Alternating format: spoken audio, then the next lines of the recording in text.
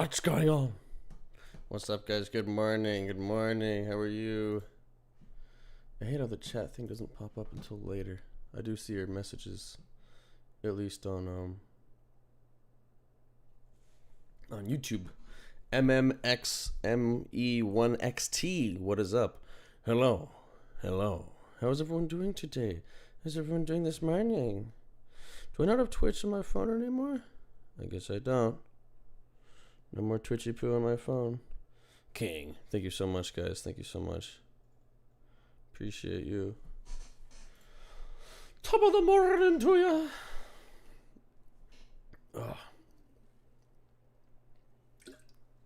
ya. Hello. So, full disclosure, today's gonna be a shorter stream. At least this morning. I might stream later. Fallout or whatever. By the way, the Alien stream last night was actually really fun and cozy. I liked the nighttime vibes. I think it's so cool how when it's like dark in this room, those white lights I have around the window turn kind of like greenish. So it definitely got like an alien vibe. Let me see if I can show you.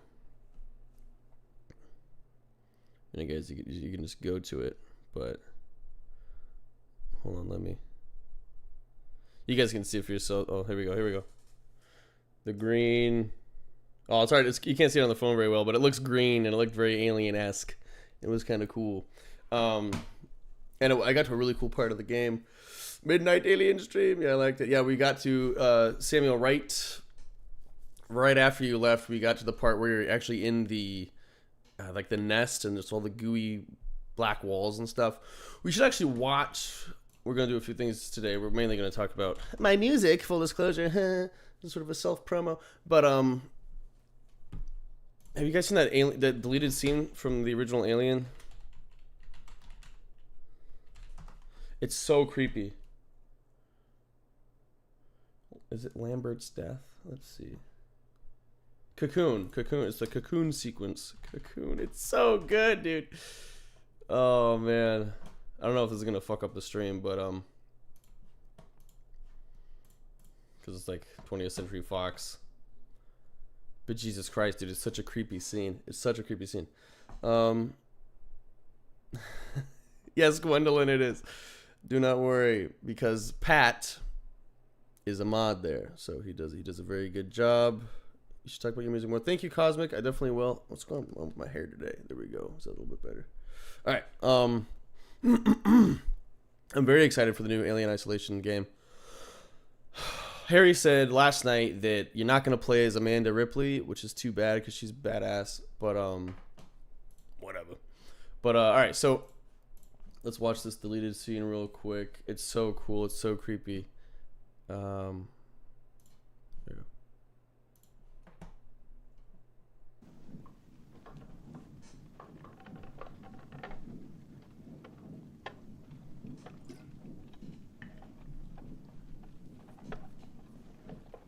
I'll try to be sneaky in the alien hive.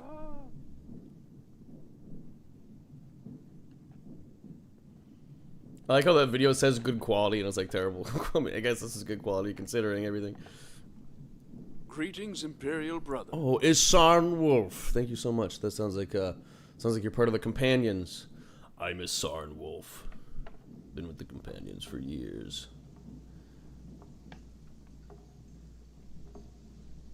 I don't think it's Lambert. I think it's Dallas who's... Yeah, Lambert's the chick who's always like, it's behind you. Right, I think this is Dallas who's in the cocoon. It's so creepy and sad. I love Dallas, man. Man, she looks so young here.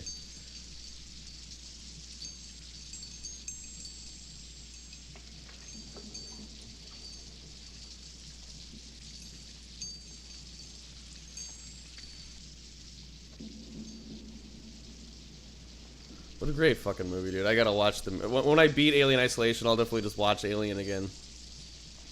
They should do an extended cut where they include these scenes. The Lambert death and this cocoon scene here.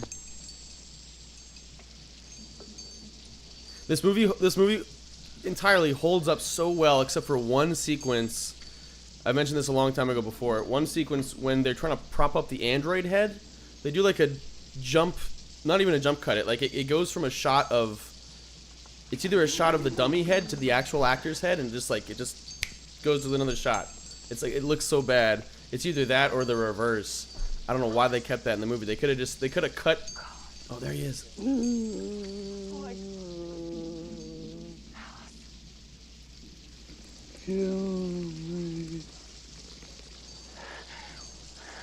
What did it do?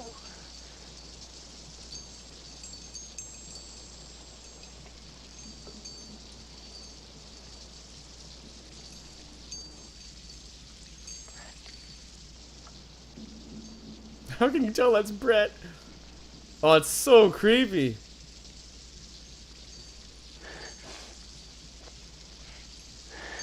I'll get you out of here. I'll get you up to the shuttle.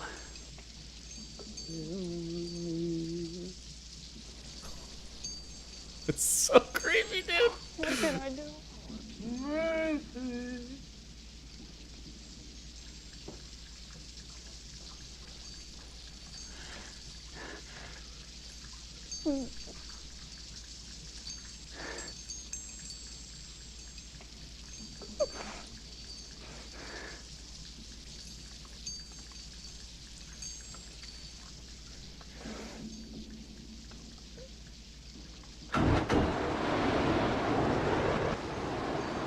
Oh man. It like rides, I think. The wall kind of rides. Oh no, maybe it doesn't. But anyway, I thought he had some reaction. I thought he was like, yeah. But God, it's so sad and creepy, dude. Alien is such horror. It's so so imaginative, but in the creepiest way possible.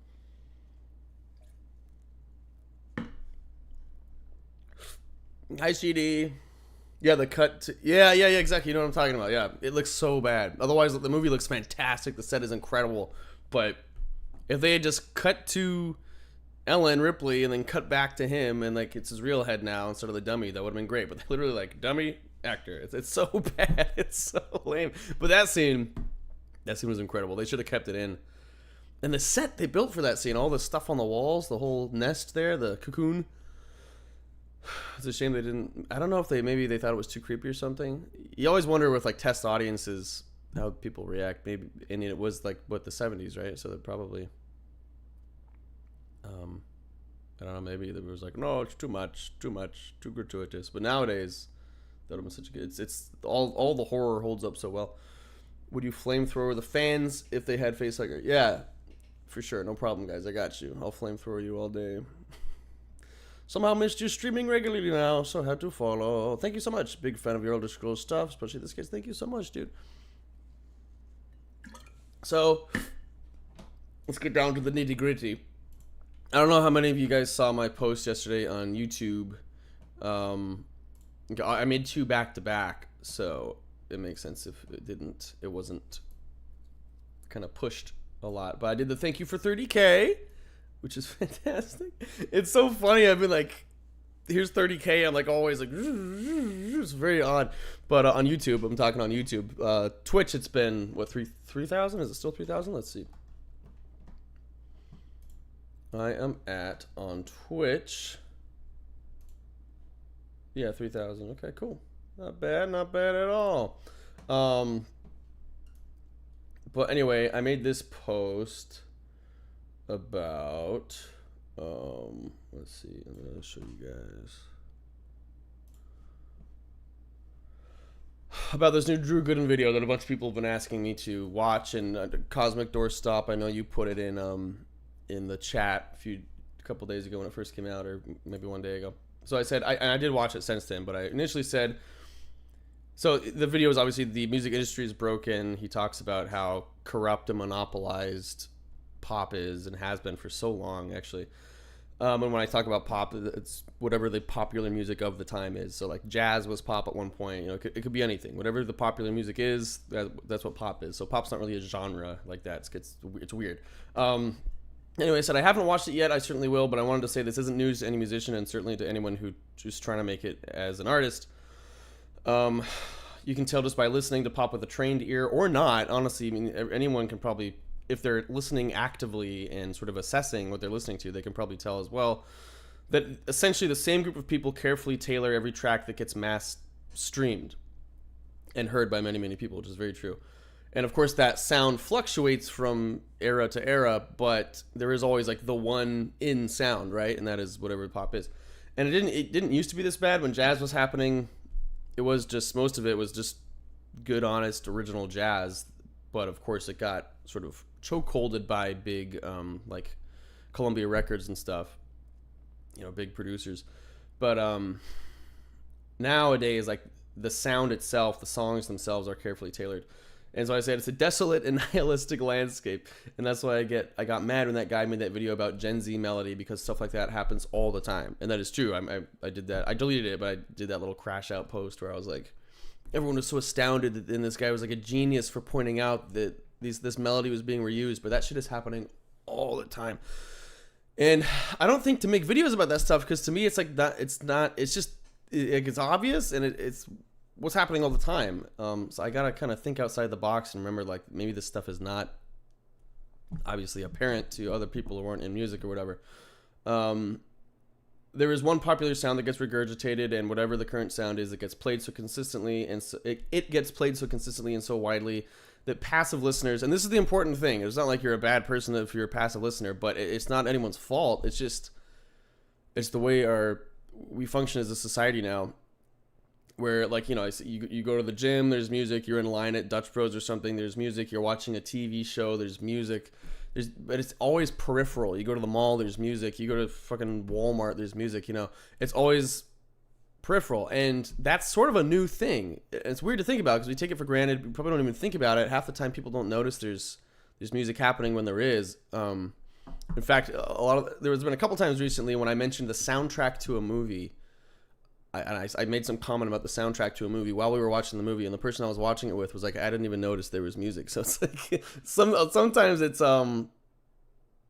it's subconscious. But I mean, I think me being a musician, I always notice the music anywhere I go, and it gets kind of annoying. But yeah, it legitimately just got pounded into them from waiting in line at Dutch Bros, going to the gym, watching TV shows. The sound is ever present, and because of that, it becomes familiar and comfortable and good. And this is a real phenomenon. One really funny thing that happened is Ben was going to make a video about Rush, the band Rush. He didn't care for them.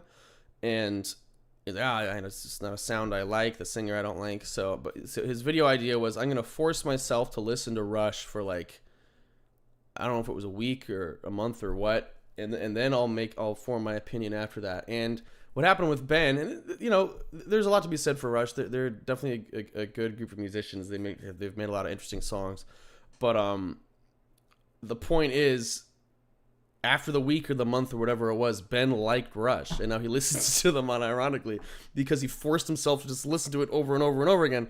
So it has nothing to do with the intrinsic quality or value of the music. It's just because it's constantly there. It's constantly coming at you. And so eventually you get used to it, and that's comfortable, and then you perceive that as being the good sound, right? And a lot of times when a sound is unusual and it makes you uncomfortable, you perceive that as being bad. So like, it is hard to show new sounds to audiences because most of the time they'll just recoil. They're like, ooh, I'm not used to hearing that. What's that? So that's bad. So I don't want to listen to that anymore. It's like, so many people make fun of opera because it's such an older style of singing now. They make fun of it. They think it's weird, especially when I would try to show opera to my students. Of course, they'd immediately just make fun of it and go, oh, you know, it's like you can't. In operatic singers, it's some of the hardest technique and most impressive vocal technique one can master. It's like super fucking hard, impressive, and it's like, it's, you know, everyone just laughs at it now because it's like archaic, it's old, it's weird. But it's like that's a pretty good example of that. So opera pilled RN, my dressing room humidity is controlled. Hell yeah, badass. So then I said, you know, I try my best to make original music from the heart, and I implore you all to listen to my newest tracks, and we'll actually listen to that at the end here. I said the best thing you guys can do for me, the strongest support you can give me, honestly, is to stream my music, and if you like it, show it to other people, send it to friends, post it on Reddit or Instagram or whatever. And that is very, very true.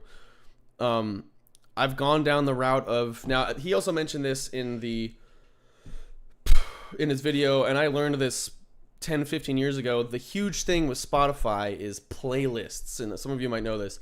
If you can get on a popular playlist, like the blues playlist or the soul playlist, there's like big curated Spotify playlists. And if you can manage to get one of your songs on that playlist, people are, when I heard this for the first time, I was like, what? Like, that doesn't make any sense to me. But because I carefully manicure what I listen to. Like, I make sure, like, song for song, I like this song, I like this song, I like this song, I like this song. I'm going to listen to these songs. But I forget that other people are, again, very passive listeners. So they will just throw on, like, oh, I feel like blues right now. And then they'll throw it on. Or I feel like whatever the popular country is right now. And it's such a weird way of thinking to me. But that is what people do. So yeah, if you can get your song on a playlist, it'll get lots of plays. There you go. Let's see. Emmett, please read Anarcho-Saga's community posts. Are they new? Let me see. Sorry, guys, 1 second. Is he all right?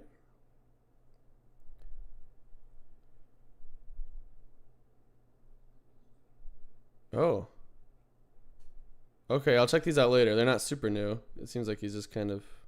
Alright, I'll check these out in a minute. I don't think I'll have much to say about this. I don't know what he's really talking about most of the time, but when I do, it's cool.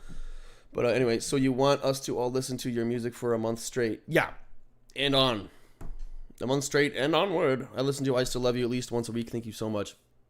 Kind of lost... Oh, playlists. Right. So, if you can get your song on a popular playlist, that's the golden ticket, right? And there are a lot of websites. At the end of this video, he went through all these websites that sort of like gauge. You'll submit a song for money, of course, and then the website will gauge what playlist it could fall on, and then they throw it on a playlist. And I have done that. I've put like bottoms up and certain things on playlists. I've paid to do it, but it's so ephemeral. It's you put it on the playlist, and then it's like your monthly listener count skyrockets. Mine was like 3,000, and then but the second it's not forever. It's only for like a month or however much you pay for, and this stuff can be pretty expensive. So. The second they yank it from the playlist, then it plummets because no one, again, with passive listeners, no one really likes the individual songs for the most part. They just throw on the playlist and that's it. So I was my songs were passively on these playlists, and then so it's sort of like an untrue gauge of, like I had 3,000 listeners, but did I really? Were they actually listening to my song? Like not really. It was kind of there in the background for a little while, and then it just flew away. So it is kind of depressing. And I said, I really love making music, but life gets in the way far too often. With your help, I can make music my life. That's my dream, and that's very true. So, and a lot of people are surprised when I tell them this, but because this is true of so many other YouTubers, that a YouTuber will blow up, and then like, because they have all this money now, they will then start making music and then just say like, okay, I have enough money to be a musician. I have enough money to hire producers or become my own producer because I can buy all this shit now. And I'm the opposite for sure. I mean, both my parents are musicians. Me and Max both were taught piano by them since as long back as I can remember. And we've had private lessons, and all our electives have been choir, orchestra, guitar, piano. I was in music school for a couple years. I went to college for music, right? So like that has been my thing. And then I was in college for music when LeFebvre's started, and that was just that old LeFebvre's thing was like a happy accident. So I'm kind of the opposite. Like I was a musician first, and then I sort of accidentally became this YouTuber, but that's still my main thing. And so one thing I didn't care for that he didn't do in this video was at the end of it, he plugged his own music. So if you guys have watched this video, and it was fine music, I'm not judging the music, but if you guys watched this video, he mentioned how he wanted to see how he could fare as an artist. So he started like, and if you watched Drew Gooden, you know that he noodles around on his guitar and stuff from time to time, and it's like his guitar is present in a lot of his videos. But he said he started practicing 4 years ago, and he formed a band with his friends, and then at the end of the video, he plugged his band. So my problem is, I feel like at that time he should have plugged in the artists that he liked that weren't getting enough airtime. Because that's like, that would be the equivalent of when PewDiePie made that video about how he's like the top YouTuber, and then he plugged a bunch of other YouTubers, us included, which was dope. And that was very honest and very kind. But yeah, Drew Gooden should have, instead of been like, listen to my music because I'm this, you know, million some sub guy who gets a million views with every video. He's not exactly like, you know, hard on for fucking plays. He should have plugged people that have nothing. So I'm gonna, and actually most of these people that I'm gonna show you are bigger than me, but they still don't get nearly the recognition they deserve. So let's see. Let me show you some of these guys. First of all, let me get this up out here. We're gonna listen to some of my stuff in a minute here. How do I get rid of this? I guess I can get rid of this. This is fine. This is a buddy of mine. Let me see. Yeah. This is a buddy of mine, Brandon Bialis. He's a phenomenal guitarist, and it looks like he only has one release on here right now, but this is his project called The Disappearing Act. So he only, as you can see, he only has 6 monthly listeners, but he's a phenomenal guitarist. And I do a piano solo, and I play piano on Thalassophobia, that #1 track. And I encourage you guys to go check him out. Sorry, there's a bunch of text on the side here. I was trying to figure out how to get that to go away, but it's kind of like, I'm a boomer with this stuff. Hold on, let me figure out how to get this to go away. That does that. That's the opposite of what I want. I made it bigger. That does that. Okay, cool. All right, so Disappearing Act. This guy's incredibly talented. My stuff, because I'm a composer first and foremost. As a composer, you generally try to not do the same thing every time. I try to expand my chord changes, the way I write my melodies. I try, things are intricate and difficult and unusual, because that's what your job is as a composer, is to sort of grow and see what new sounds can be created, new ways of thinking about writing music.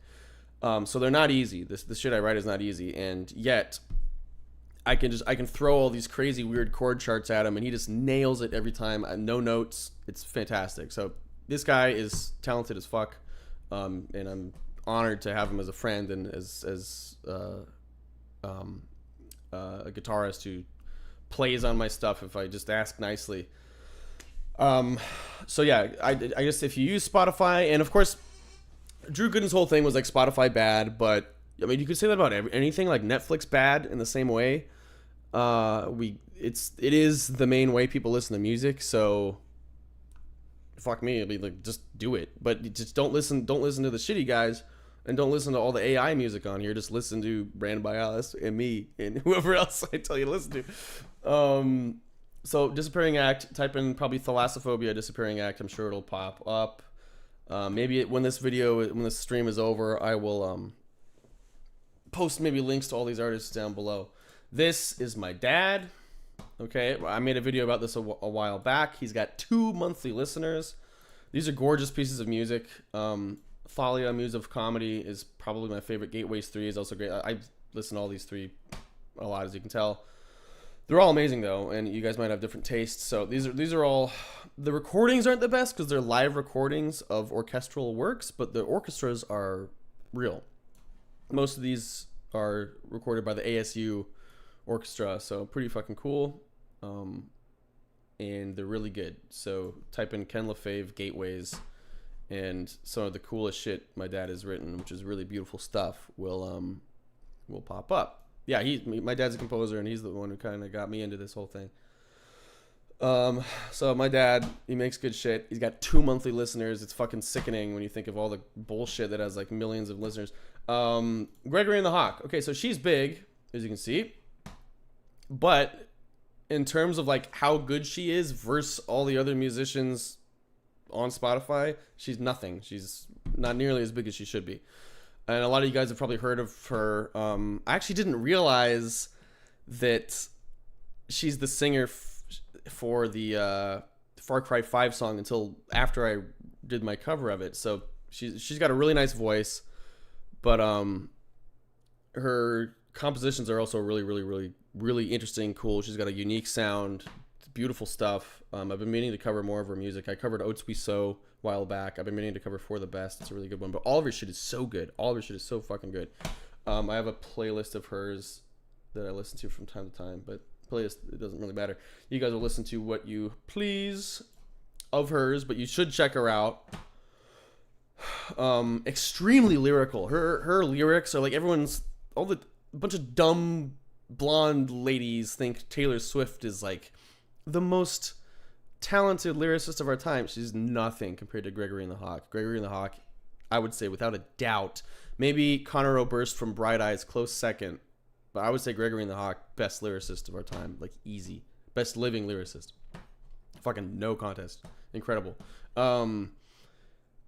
Moving on, we're getting a little bit more less well known here. 48,000 monthly listeners. Hem is beautiful group. And the sounds, when you guys listen to these people, you'll recognize that the sound is probably not what we're used to hearing. But again, that's the point. It's like the best thing about art, and the reason why I'm not like threatened by AI art and stuff, is because the definition of art is that it's a human expression. Okay, so like AI can't do that because it's not human. So it's just not like it sucks or whatever. Yeah, boo. Yeah, like I get it, I agree, but like it's just categorically not art.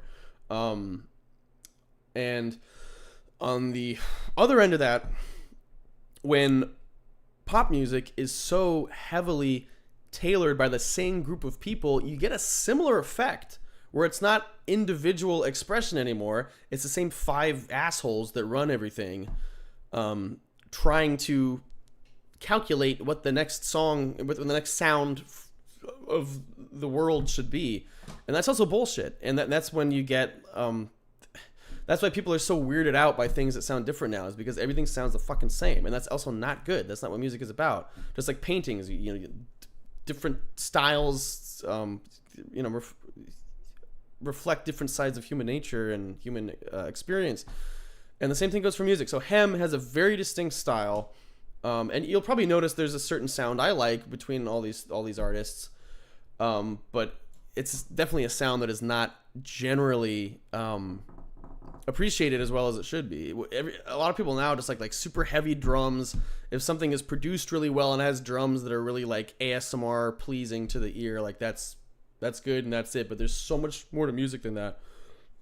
I'm not necessarily dogging on it, but we've been on the whole ultra well produced drum thing for a long time. And like there's more to music than that, guys, so it's like it gets kind of annoying after a while. But anyway, Hem, gorgeous shit. Check them out. They're highly underrated. Half Acre's great. I would suggest, where's the stuff I like? Departure and Farewell is really good. This whole album is full of good shit. I like the Jack Pine. I love Tourniquet is one of their best, I think. I covered that live a few years ago. Some people, Brandon Bialas included. Things Are Not Perfect in Our Yard is great. It's just gorgeous stuff. And then, because they just, no one would ever do this. I mean, I do this sometimes, but they just decide to make like a orchestral instrumental track. Evening Land, full version. You got to make sure it's the full version. Is beautiful. It sounds like something from like a movie trailer, but like in the best way possible. It's fucking gorgeous, and not enough people listen to them. And here we go. Now we're gonna get to Tally Hall. Tally Hall is fun. They have 2 million listeners, so they're doing fucking fine. But they were like a big one-hit wonder. Welcome to this album. I'll listen to this a lot as a kid. They're fun. I wasn't even expecting to really talk about them today, but they are unusual, cool sound. Welcome to Tally Hall is great. Ruler of Everything is my favorite. The Banana song is good too. Banana Man, that's a fun one. They're just fun. They're just fun and good. Ruler of Everything is really good. Stray Cats, I listen to these guys a lot. They only have 500,000. They should have more. They're like a 50s revival band, but better. They don't do covers. The Brian Setzer, if you know who you can't see him, but Brian Setzer is like the lead, and he's a genius musician. So I think sometimes when music is lighthearted, like Tally Hall and kind of like Stray Cats, people treat it as not being as good. But Brian Setzer is like a serious musician. He's phenomenal. He is Drake Bell's hero, who's also a great artist. Drake Bell's a phenomenal musician, actually, and no one gives him the credit he deserves. But Brian Setzer is phenomenal. A lot of these are original, and they're fucking cool. I also listened to a lot of this stuff when I was a kid. What I'm trying to find... Oh, here's Brandon's. Here's my buddy. 0 monthly listeners. Guys, go follow Brandon Bialas, please. It's Biallas. Okay, Brandon Bialas. He's got 0 monthly listeners. It's a fucking crime. This is a great little... I know it's only one album. It's a great little album. And I think I played on a few of these too. So please go check this guy out. I'm sure you recognize him from my videos if you've seen them. What I want to find is... Why is it not on here? I do listen to them a lot. How do I like search Try Me? I definitely listen to Try Me Bicycle on Spotify, unless they're not on Spotify anymore. No, let me try to find them real quick. Try Me Bicycle is the one... Where the fuck are they?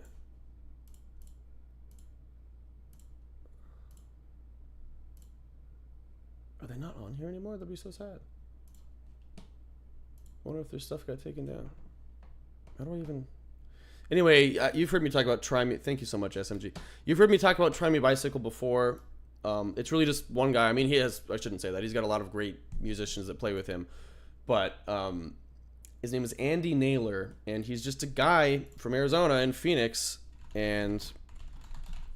Where the fuck are they? This is so sad. Why are they not popping up? Let me go to YouTube. They have one album from 2007, and it's called Voicings. Try Me Bicycle Voicings. If you guys look that up, you should find it. Hopefully, try to find it on Spotify if you can. Maybe I'm just a boomer. I don't know how to work Spotify, but I couldn't seem to find it. But here we go. Try Me Bicycle Voicings. They have 16 subscribers. This song has 335 plays on. This is now we're like at me level. Like my YouTube autoplay account is like in a similar state. I think maybe even a little more than these guys, which is criminal. This whole album, you can't see it because it's on the side there, but this whole album is beautiful, beautiful stuff. And he's literally just some guy. He's written better songs than Taylor Swift, all those other assholes, and he's just some random fucking guy in Phoenix. I went to his show, and I want to say 2017 or 18. He played at a little park. It wasn't even like a real venue. It was just like a park, and he played with a couple buddies, and I was never more pumped. I was so fucking pumped. I got this album from him. I got it signed, and I got a little hoodie from him. He's amazing. He's amazing. Like this, some of this. It's some of the most. I've talked about it before, and I've said this before, but it's so important to say. It's some of the most genuine music I've ever heard in my life. It's not trying to be anything other than just him, and it's such a beautiful, natural look into a really beautiful soul, and I think that's what music is at its best. And I'm certainly guilty of like trying to get a certain sound out of things at times, but again, this guy, he's just some of the most effortlessly genuine music I've ever heard in my life. So please check him out. He's fantastic. Now what I wanted to do, I'm gonna do something super vain, but I really try to like just put my music out there and silently let it like touch people and hopefully reach people in a way that I intend it to. But nowadays everything's so oversaturated. that you really have to be kind of loud and abrasive and be like, you got to listen to my shit, right? So now I'm going to do something super vain. This is what Drew Gooden did at the end of his video. I joined late, so I'm going to watch High Octane M at double speed. Sorry, let me read some of this stuff you guys have been saying. I don't mean to ignore you. MLFA promoting Woman. I didn't know you went woke. Absolutely. It's mainly popular music. Spotify is Lord. Do you lie? Do you like any mainstream classic rock? I can't relate to any of this new music. Ben is huge into classic rock, and he's like a great classic rock historian.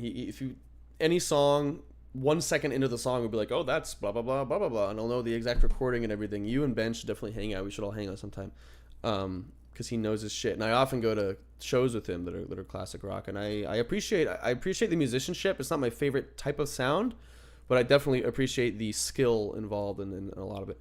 I offer this profound cognitive veneration unto the zenith of your unfathomable grandeur. O Emmett Lefebvre, may this brief tribute serve as a humble testament to the absolute brilliance of your intellect and presence. Thank you so much. You gotta go outside your comfort zone more, my sir. You talking to me? I like these heart-to-heart streams. Thank you, I'm so glad. You're a brilliant composer, thank you so much. I like these liver-to-liver streams. Thank you so much. Not sure if link works. Oh, what are you linking? I can always copy and paste it. Obviously, I can't listen to it now, but tell us what you're linking. The world will spin is good. I'm glad you're listening to it. By the way, the monthly listener, are they averaging up until 0 BC or what? Greetings, Imperial brother. Squitsy SLV, thank you so much. I joined late, so I'm going to watch High Octane, ADHD Pilled, Hypocrite, SMH. Sadly, if you want your music to serve as a product, you need to treat it like a product. Yeah. I was talking the same link was Try Me Bicycle. Thank you. Yeah, I'll definitely link all these after the stream, but if you guys can just on your phone or whatever, look it up. Try Me Bicycle, the album is Voicings. Again, this is one album. A lot of these people just have one album because no one listens to it, right? Like, it's hard to keep going if there's no audience. And it's so tragic. It's so genuinely tragic. This guy just dropped a gold quietly in 2007. No one gave a fuck. And then he still plays to this day. And a lot of the pieces he played 10 years later in that show I went to in, I think, 2017 were the ones from Voicings. But like it is hard to propel yourself if there's no one wanting it, you know? So that being said, I'm extremely grateful for you guys in that respect, because just getting 1 or 2 comments on one of my pieces of music that I upload changes everything for me. It really does. It's important, super important to me to keep going, because otherwise it's so difficult to release something into a void and it just sits there like at the bottom of a well, you know. So that being said, we're going to take a look at some of the most glowing reviews of my shit. I'll try to make this right. So at the end of Drew Gooden's video, he showed one comment that was like a glowing endorsement of his album, or of just one of his songs. I forget which one it was, but I'm going to do that now with mine. Okay, so over the years, people have said some really nice things. This isn't all of it, but it's all the nicest things people have said. So if listeners, you know, saying how much they love my shit isn't enough to get me to listen to my listen to my stuff, then I don't know what is. So we'll go through each of these comments one at a time, because it rubs my ego and maybe it'll make you guys want to listen to me. So we'll do this row first, and we'll do this column first, and we'll do that column. Absolutely glorious. Now I forget which songs these are all attributed to. If I remember, I'll try to mention it. Absolutely glorious work. That actually gave me chills. Fantastic. Holy shit, dude, this is incredible. Full album when. Great, thank you so much. 44 seconds made me shiver. Awesome to hear. Let's see if I can read this. It's really small. This piece hit me deep in the soul, right in that spot of insecurity and sadness when you hear a song you relate to. Haven't felt this in a long time from music. Awesome. This made me cry. I hope you're as happy as I am. Thank you. This is amazing. I wish this would blow up. More people need to hear this. That's what you want to hear. Thank you so much. Geez, Emmett, it breaks my heart that we live in a cultural economy where you're not famous. You are the 99.9th percentile talented, and in an age before the globalized devaluation and corporate monopolization of artistry, I believe you certainly would be. It's very extremely kind to say. But please don't take that as discouragement. Yeah, I mean, I definitely, my whole point of this stream is that I feel that all the time. But, I don't. I try to keep going. You should absolutely keep creating and promoting your wonderful work, your wonderful music. I don't know, but most likely it's a matter of luck, production, and marketing. Yeah, very true. Besides, John Legend's high elf impression is shit. That's a great comment. This is so good. Thank you, Bryce. Oh, where'd it go? This is so good. Thank you, Bryce. My scroll wheel on my mouse is messed up. Holy shit, I've never heard your music before, but the lyrics absolutely blow me away. You are a poet, very kind. This is Adam Gattell, worthy songwriting. Adam Gattell is a songwriter. Again, he's not like a mainstream songwriter, but he's a very good one. Genuinely one of the most beautiful songs I've ever heard. So many emotions. I love this more than you could ever begin to know. Let me see. Can I zoom? How do you zoom in on a PDF? Is this? There we go. There we go. This is better. This is a lot better. I'll be real with you, Emmett, having only found out about your music now and this being my first listen, your voice and music is more beautiful than I expected from seeing your Let's Plays. I don't know how to take that, but it's nice, I guess. Your voice carries real weight and your music is greatly fulfilling. Looking forward to the rest of the album and where you go from here. This sounds amazing, poignant, and beautiful. Criminally low viewership, thank you so much, but despite that, please keep making music seriously. It saddens me how more people don't listen to your music, where on the other hand, if this came out 100 years ago, it would be revered as one of the greats. Thank you so much. Sinatra wouldn't have had a career around. I don't know about that, but thank you so much. This is one of the most beautiful songs I've ever heard. So true, so heartfelt, musical perfection. I don't comment often, but I have to say this is incredible. Your voice is amazing, and the song is beautiful. I got very emotional while listening. The lyrics hit me so well. Stay strong. The lyrics hit so close to home. Stay strong. We're here for you, and we care about you. This is all incredible shit. Thank you so much. Literal tears. This is Caboose. Wait a minute. This is my new favorite song. Thank you, Caboose. This is the most beautiful song I've ever heard. I don't know how you get, come on, guys. Maybe let's take a listen to my music. Not gonna lie, I cried a bit while listening. I love this one on so many levels, and it brings me to tears. I love this one on so many. Oh, that's a repost. Definitely some of the best music I've heard to date. Keep up the great work. This is one of the greatest songs I've ever heard, to be honest. I usually get bored of most songs, but I keep coming back to your music. It's gorgeous. Thank you. Every time I feel anxious, which is pretty often, I come back to this song. Everything feels fine again. I can't really put into words how beautiful every part of this song is. That's very kind. And that's actually really nice, because that is, I think I know what song he's talking about. And there is a certain kind of music in a certain vein, a certain song I try to create that does kind of feel like you're being hugged and reassured, and so if that's what he felt from that, that's good, because I definitely do try to do that sometimes. Second column, we're almost done. Where can you listen to this music?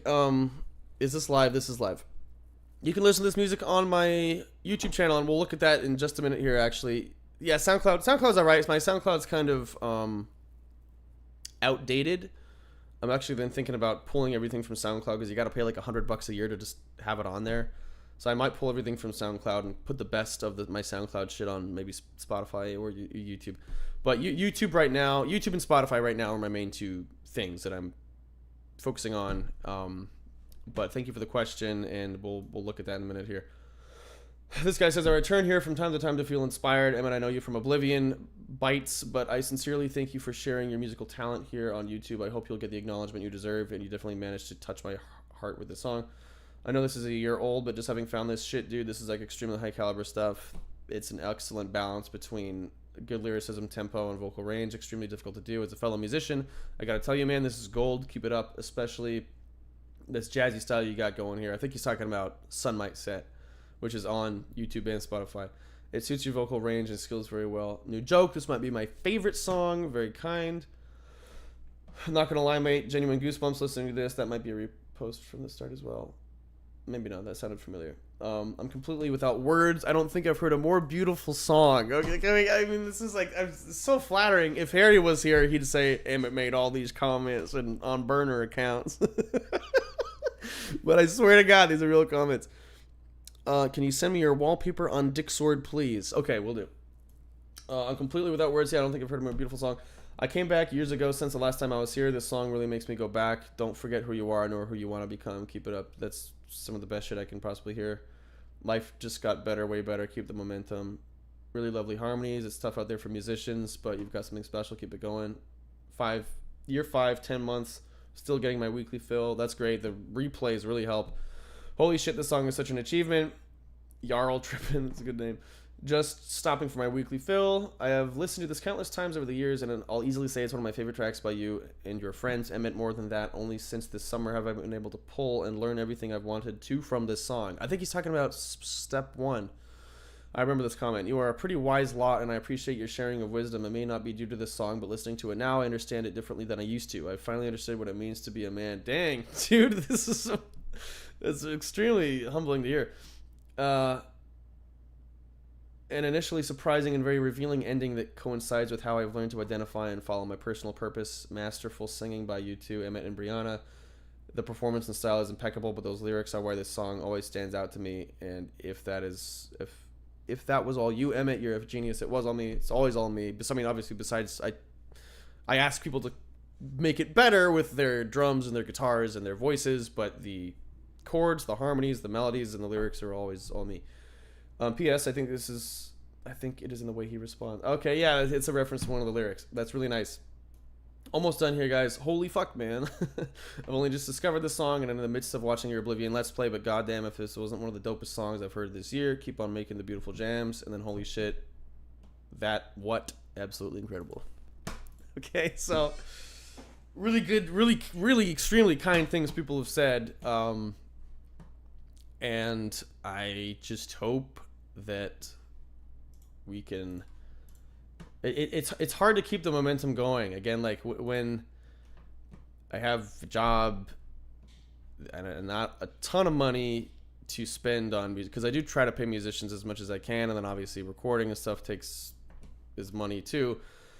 If I had all the money in the world, I'd be in the recording studio almost constantly, but I have to. The only thing that's holding me back from actually making more is money. But here, let's see. Let me put this in the chat. I don't know if can I put this in the chat. I'll put this in the YouTube chat. This is a link to a playlist I'm about to just play for you guys on the stream. But this is a playlist of my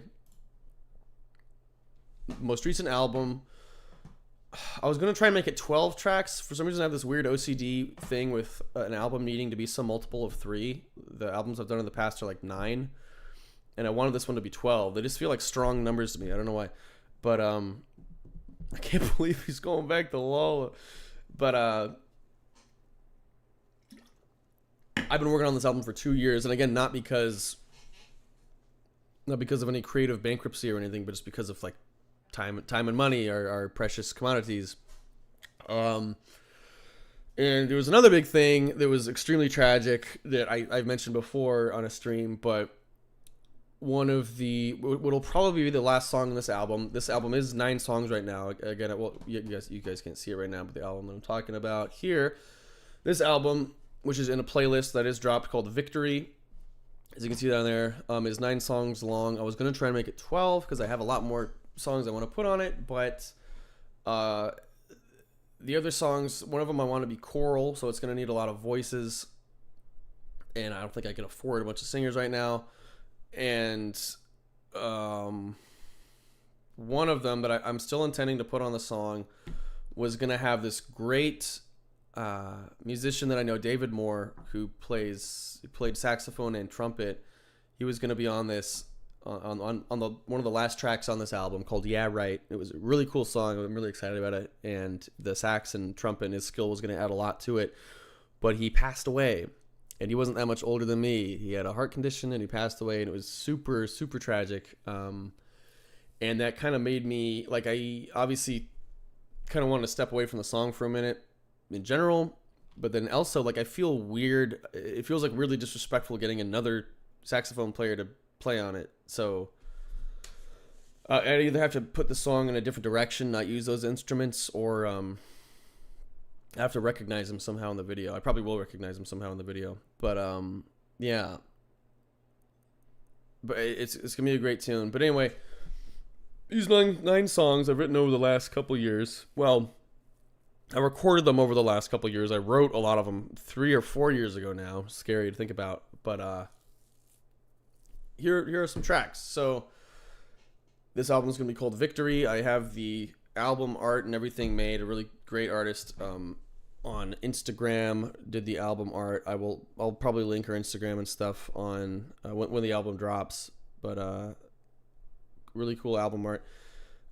I'm extremely proud of this album. I think if anything, my music suffers from production value, because a lot of the stuff that I made early on, and a lot of the stuff that I make still today, if it's instrumental, is just me on like, it's been GarageBand for years, which is literally just free software. Finally, in the last few months here, I've upgraded to a Logic, but yeah, if anything, my music suffers from a really high quality production value. That just meaning like expensive microphones and a producer with the knowledge to mix and master that stuff, because that's where the money comes in. Now I have a great producer and a friend of mine named Chris Muley, who is mixed and mastered all of my songs for the most part. And early on, when I started doing this, when I started working with Chris Muley, we live recorded everything. And this is when like music from a musician's perspective and music from the audience's perspective totally like pass like ships in the night. So live recording is obviously like we practiced the song as a group. We played it all at once. So like if you went to a live show, that's what you would hear, and then we just had mics on us as we played it. And now the thing with that is like it's impressive to do as a musician if you can get like what you consider to be studio level performance out of one live run through of the song, one live performance of the song from all the musicians.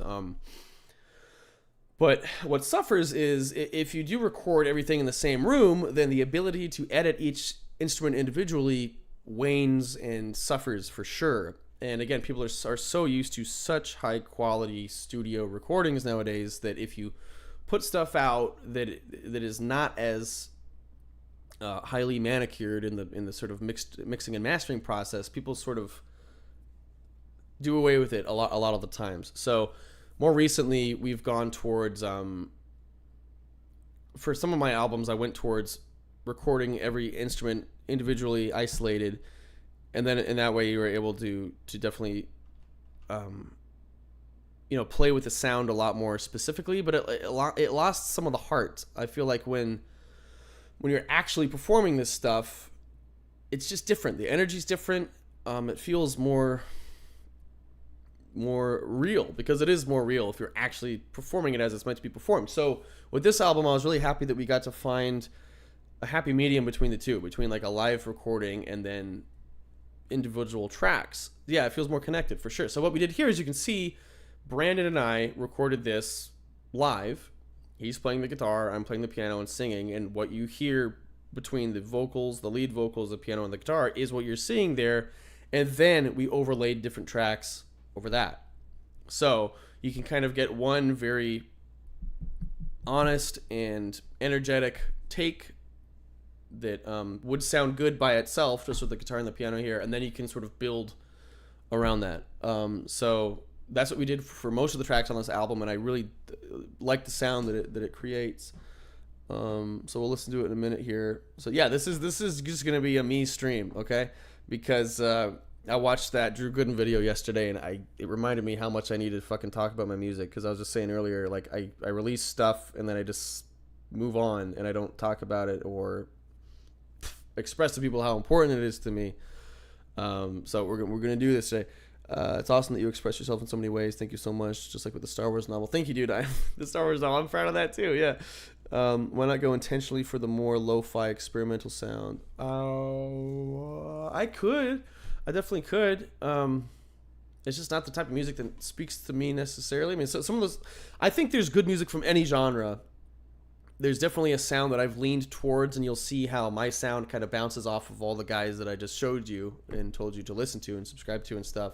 But I'm always down to play with different sounds. The stuff with lo-fi and all that is, you need like really expensive recording software that has samples and all that. There's like a library of sounds that you need to get from a computer or from a website, so in order to do a lot of that lo-fi stuff. And I'm more of like a traditional musician. I was raised or taught, not raised, but taught by a lot of like old ladies and old men who only knew classical music, and that's, so that's a human with an instrument And so I approach music from that more traditional perspective. But so like all the lo-fi stuff, mixing and mastering stuff is, I feel like a boomer when people start talking about that. And that's why I'm so grateful to have Chris as a recording artist for me. I know that's something I need to get into more, and I understand a little bit about EQing and all that jazz. But yeah, and that's part of it. You do have to be your own producer now, and that makes it tough. But you know, that being said, I'm extremely grateful for the people around me that have the know-how to do that. I used to sing honors choir in high school, and I really miss being a part of the music scene. I even wrote lyrics for songs for a local grunge band. That's awesome, dude. Cornholio. I love that name. That's badass, dude. I use my hair to express myself. Yes, as do I. Pat, that sounds really boring. Is lo-fi even experimental anymore? I think there's a subset of lo-fi that is experimental, but yeah, I'd have to listen to it. I don't listen to a lot of that stuff, but I'll have to check it out. I didn't mean lo-fi as in new age digital. Fake lo-fi, probably chose the wrong expression. No, you're fine. Analog would be better. Yeah, analog stuff is cool. I do like that. It can be so hard to push your own stuff as a product when you just want people to see it and appreciate the art. Yeah, for sure. So here, this is the first track on my album. Samuel, I don't think he's here right now, but Samuel's always bugging me about how, like, oh, all your songs are sad. This one is not sad. I mean, there's a grain of sadness to it, but it's mostly about, this is about like aging. I wrote this when I either wrote this when I was 29 or 30, and you know, as I approached 30, I was like, oh God. So this is about like, oh, we're aging, but we're still going to maintain our sort of youthful mindset, basically. So it's sort of a triumphant song. Anyway, let's check it out. 1, 2. If we could stop the crashing of the waves that lap on shore, would you keep it all from pushing us all forward? If we could turn the tide of time, I'd save ourselves the bore of this constant haze adrift. We're far off course. I'd lead another way. I think that I could. I'd find another place. I think that I could.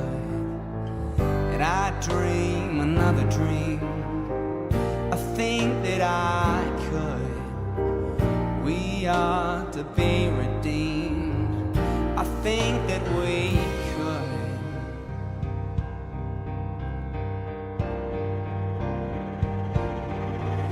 So let's turn the clocks all back an hour. Let's keep on winding it some more. What an enticing sense of power, knowing that we can't be restored. Toss your sorrows behind you. Keep your light on, it'll find you. So come aboard. Which way will lead us to the fountain? Which way will bring us to the core? 3 days and I could climb a mountain. 4 days I wonder what's in store. How will we fare when we're once again rife with the sting of everything? Think on that time when the time of your life was instead just miles ahead. I'll take the lead. I can see it clearly. So just stay close to me. And I promise to you that we'll feel brand new, like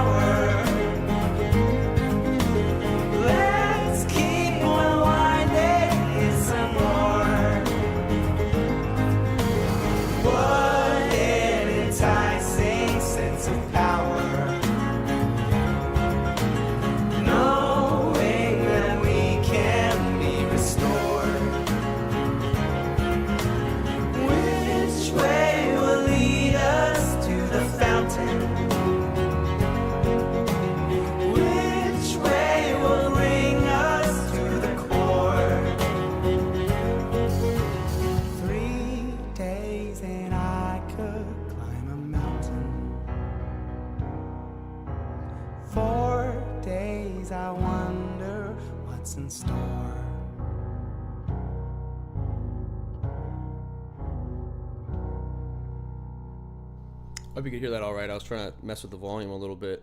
I don't know if when it goes into the red, if that means it's popping or clipping or whatever. But there's a bunch of me. Look at me. But hopefully it's sounding all right.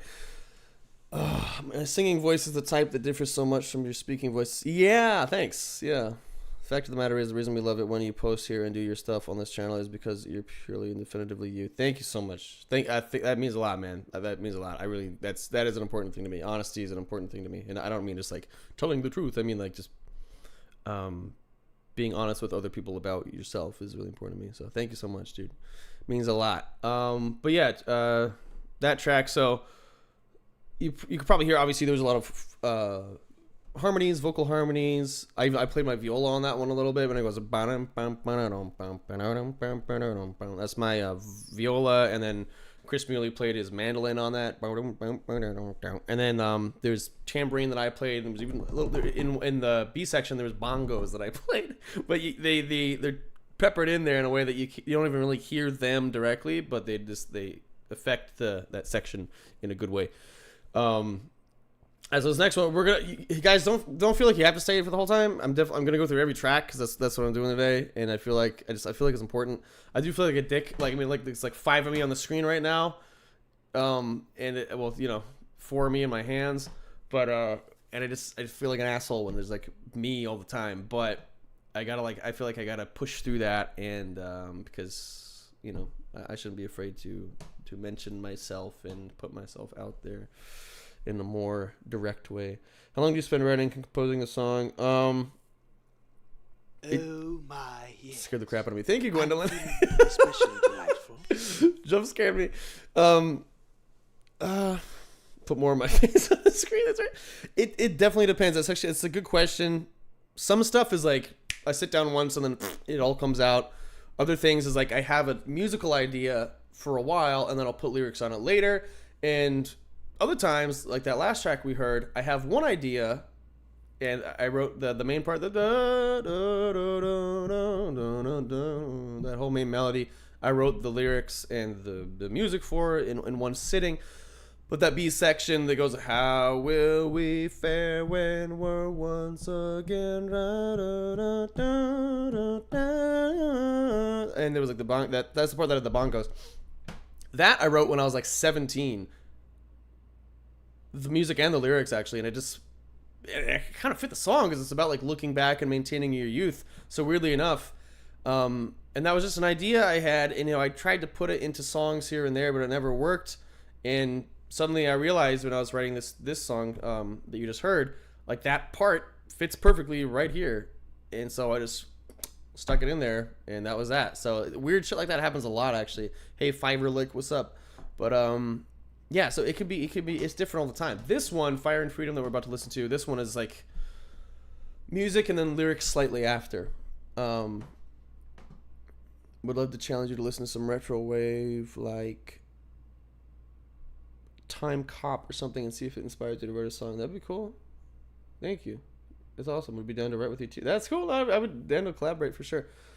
You're making the most of your platform. That's really important. Thank you so much. One sitting. Yeah, it sounds impressive, but that's just the way art happens. It's like a lot of the time.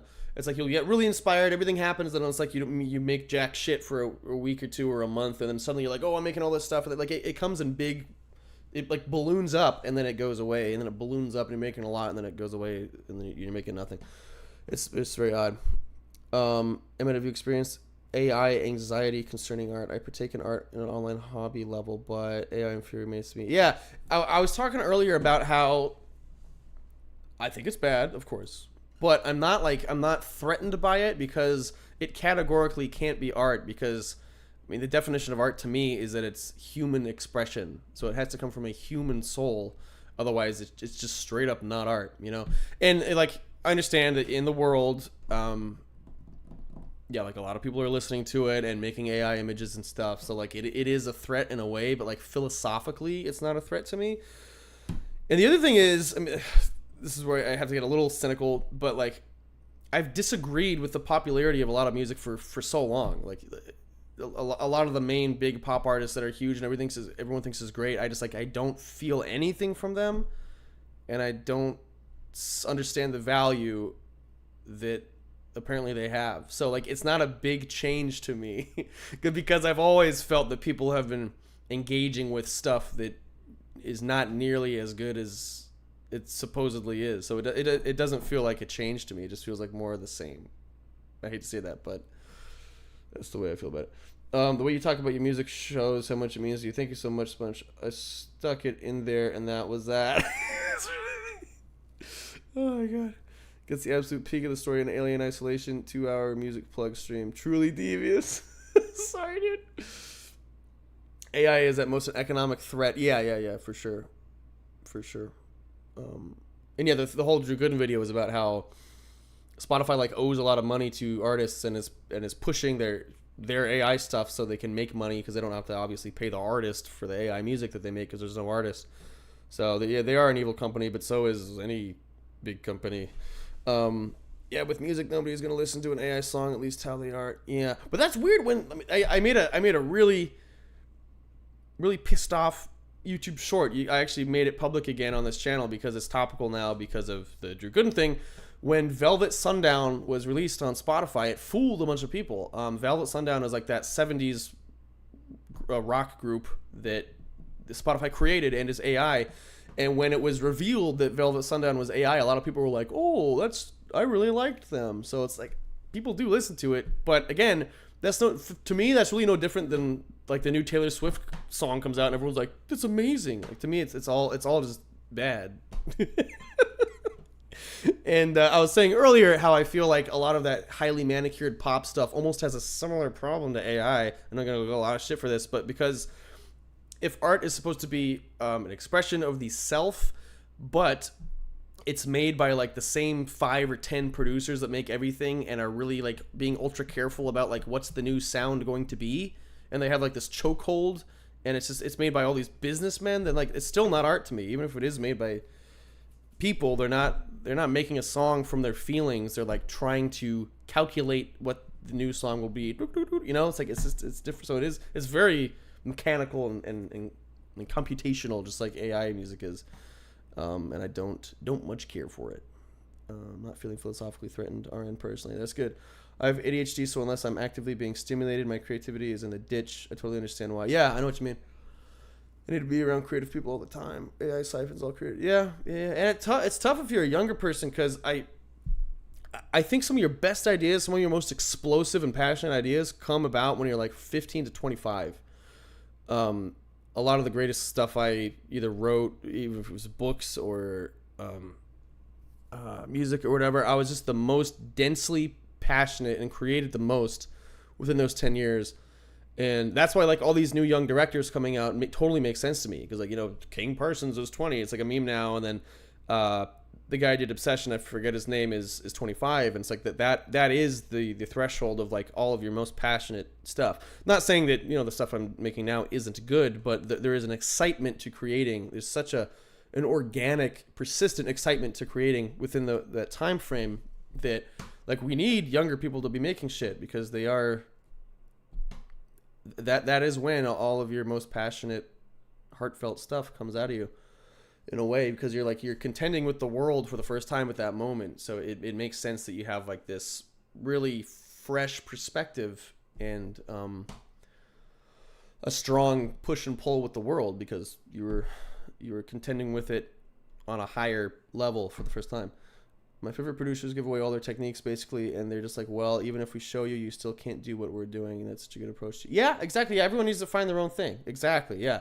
I don't believe ever in copying someone. Of course, everyone is inspired by others. They figure out what another person is doing, and if they like a specific aspect of what someone is doing, they can add it to their bag of tricks. But yeah, it's like you can't, if you're copying, you're not making real music. And that's why pop like copies itself and each other, and that's why it's like I've never found it to be particularly interesting. Obviously, once in a while there's like an outlier, but more often than not, no.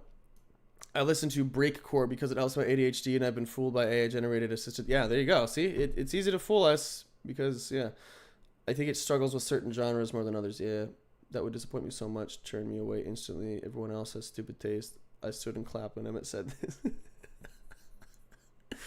Well, a lot of people don't listen to pop now, you know? It's like a certain kind of, usually like women who go to like the club a lot, like they listen to pop, you know? It's like the specific type of person I imagine when I think of like, this person listens strictly to pop. And ironically enough, if you do listen strictly to pop, you really don't listen to music at all. Because again, pop is just stuff that's coming at you regardless of your consent. Because it's happening at the grocery store, at the gym, on the radio. It's happening all the fucking places. It's happening when you're scrolling on well, TikTok's a little bit different, but you know what I'm saying. It's all the stuff that's coming at you. So if someone is listening exclusively to pop, they're really not making an active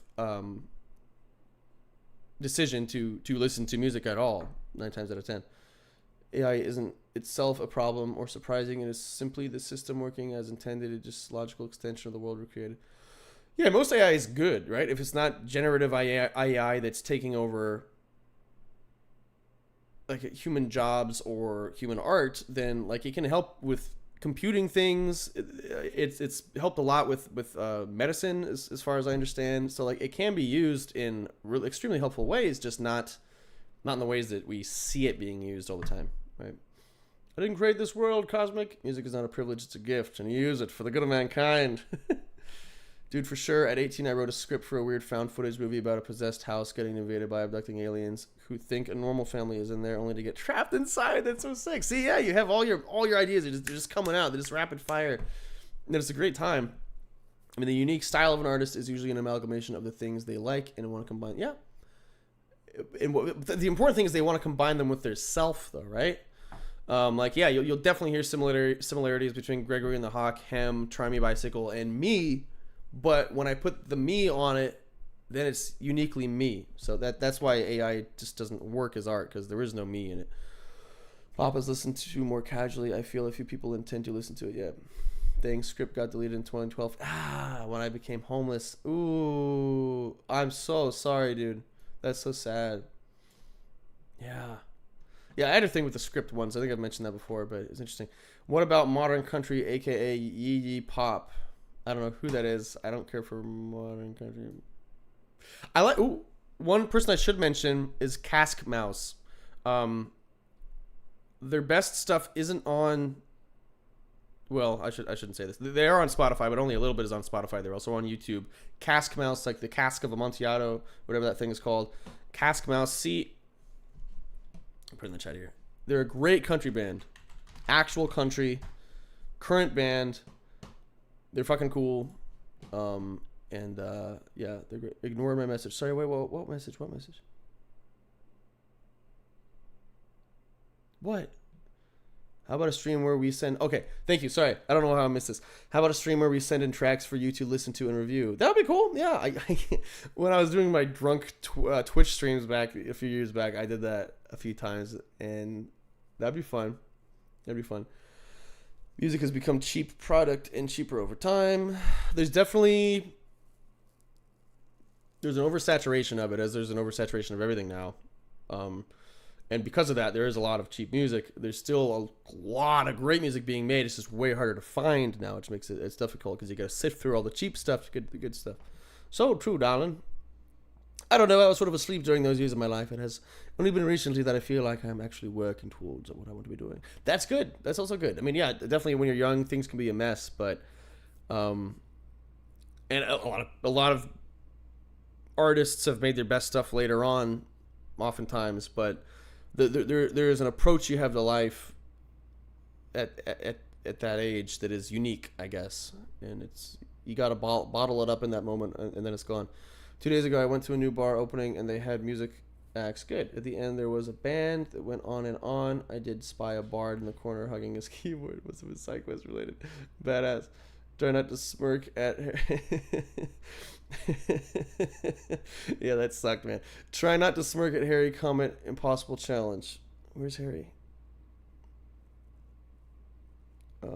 It's shameful if you could understand what I have to hear over here in Mexico. It's sad, the state of music production. I'm so sorry. He ignored it for good reason. Sponge. I caught up. My condolences for the temperature outside. Yeah, let's see. Is it 98 right now? Are you in Arizona? It's 99 now. Yeah, we're getting there. All right, let's listen to Fire and Freedom. So this is piano and voice, and that's it.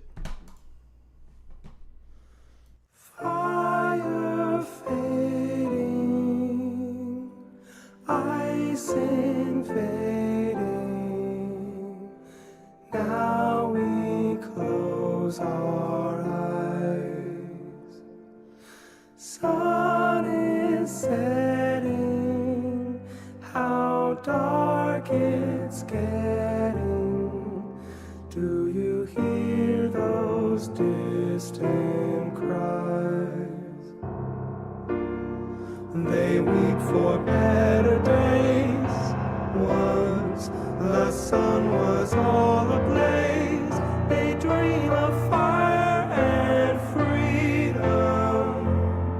Bold words to heed and hold. Their bones aching, nightmares waking, strengths of memory, frail fodder, like sheep to the slaughter. Don't wait to send for me. I'll be your flag and cross, whilst we're mourning every loss. We dream of fire and freedom, bold words to heed and hold.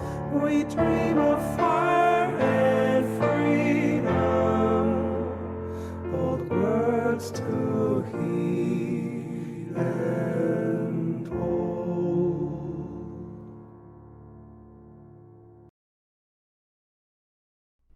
Balloon is really good to hear that, man. That is this is definitely one of those songs I was talking about earlier where I wanted to like console you, you know. And that's that again talking about pop, like that's a lot of what I guess some pop is sort of has a consolational vibe to it, but not like the way I'm trying to do it, where like the music itself kind of like hugs you. I want to feel like you are being hugged with some certain tracks. Thank you, Mystic V. Yeah, the editing was all Chris Muley, so he's an amazing producer. And the other thing with a lot of pop is, and not all of it, but some of it oversimplifies what could happen. I think as a composer, again, you got to find the notes that the music itself has a lot of meaning. It's not just like you slap lyrics over whatever music. And I think we've forgotten that a little bit. You got to find the notes specifically that propel what you're saying forward. And every chord you can possibly play has already been discovered and written down in a book. Every chord change you can possibly make has already been discovered and written down in a book. Every voicing of that chord, every possible combinations of notes has already been like discovered. Okay, so it's just a composer's job to line those things up in the best way, in the way that best fits what he's trying to convey. And what's interesting about this one, this right here, the what is it? The vowel of frail fodder, like sheep to the slaughter, mixed with the like warm chords that are happening. That to me, the specific part, frail fodder like sheep to the slaughter, feels really like the music's hugging you. Like there's such a deep warmth to that. Then that's my favorite part of the song. Just this little bit right here. Strengths of memory. Right here. Frail fodder, like sheep to the slaughter. Oh, and I like the word is slaughter, but just like literally, the sound itself, that like it feels so warm. And again, it's like not. I'm not trying to like toot my own horn, because in a way, music is not your own, because of what I just said. Like music does not fully belong to you. It's just Imperial brother. Oh, thank you, Gwendolyn. Music is something that miraculously just is. Like acoustics working the way they do is not. It's not something we created. All these chords, the way we think about music is not our decision. We discovered it. almost like, you know, how science would discover anything else, or scientists would make discoveries about how the world works in any other vein. Like Bach, one of the greatest composers in the world, always said, like, I do not own my art, it belongs to God. And, you know, regardless of your religious views, like, what he means is, like, it is just in the world, and it's our job as humans, and this goes for any art form, it's our job as humans to, like, expel that in the most effective way possible. So that's, you know, that's what music is to me. And I think like that little moment there specifically really hits me in the best way possible. And again, it's just up to the composer to kind of find that stuff and bring it to life. We're more like explorers than anything, in a weird way, you know. All right, well, let's move on. All right, so look at me, there goes me. I'm not watching the FIFA thing. Enlighten me. I like that Bach quote. I've often felt more like a conduit to something bigger. Exactly. Yeah. And I think it's what all art should feel like to a degree. But that's why, like, the self is still important, because it's like the world and your experiences and just the beauty that's already intrinsically in the world goes through you and then comes out. So that's what's so cool about it. The Football World Cup, I haven't been following it, but on Duolingo, if you do your Duolingo daily, you get an outfit, and each outfit is like a different soccer team. So that's been fun. That's been the only thing I've noticed for the World Cup. Sorry, not a huge sports guy, but it's cool. It's exciting, and it's cool that it's in America. And I did see this thing about how the Japanese are here, and they're all like, they're in Texas. There was this thing about the Japanese in Texas, and how excited they were to be in America, but they were like very sweet and cleaning up after themselves. They're like party really hard, but then they'd make sure like the stadium was spick and spam. It's so funny. All right, so this one's Head in the Clouds. The video I posted earlier today talks a little bit about this song. This one is definitely heavily Gregory and the Hawk inspired. We'll talk about it. We won't talk much about it, but we'll play it right now. Page in all this space, the horizon's paint is chipping, 'cause the old map painting breaks into flakes of sky that quickly whisk away across the floor, through the crack beneath the door, and out into a maze of the same, but that's okay, 'cause his head is in the clouds. He won't wait for the trumpets to sound. He can see over the moon. He won't dance to the same old tune. 1,000 armies come marching through. He'll fight them all from the English classroom. 1,000 ships come sail the clouds. He can captain the sky from his home in Buckeye. One day digging the trenches, next day armor and steel. Dad's out mending the fences. Will battle be the siege of peace? And he's free to roam around in a box of light and sound. It'll whisk him far away, and it's open night and day. It's bigger than his room or his backyard, we assume, 'cause his voice is far and loud as he draws the biggest crowds. When his head is in a cloud,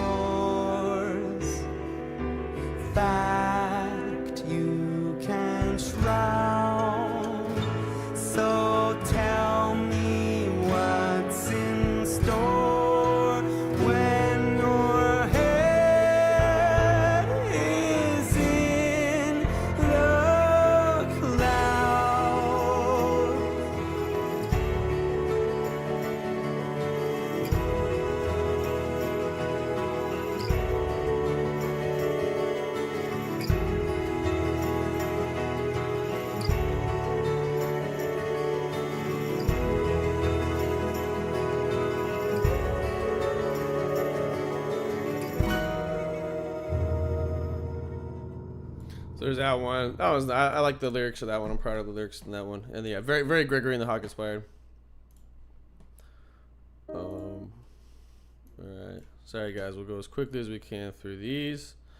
Yeah, if you guys have any questions, comments, concerns, let me know. All right, Scream to the Void. If you become a member, I do a whole video where I talk about the song at length. So if you can spare $1, you can watch it. My Duolingo Al is trying to guilt me into coming back to the app. Yeah, I didn't do it yesterday, but I think I have enough gems to continue my streak or whatever. All right, let's give it a whirl.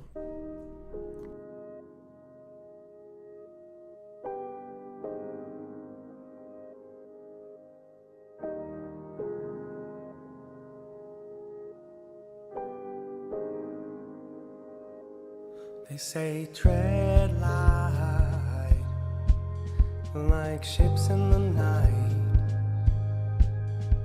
You give us just a glimpse of your soul, but not too much, never the whole.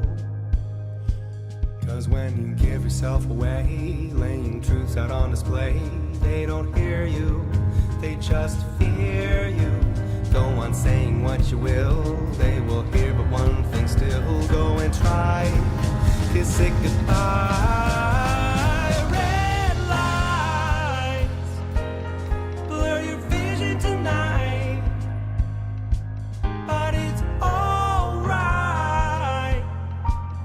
Just listen, sit tight, stay in line, don't speak out of turn. What's all mine is none of yours. How unbecoming is a man stating desperate demands, the audacity to think he can, and the art to like it too. The very same things that we do will keep him quiet, timid and true. 'Cause God forbid you lose a job or rally up an angry mob. Why would you want that to make them hate you? No, it's better to be liked than to go out on strike, unless of course it's for the noble fight. That's Chris Mulley, the producer. It's striking that your body stands. There's not a trace of life when I grasp that cold, dead hand.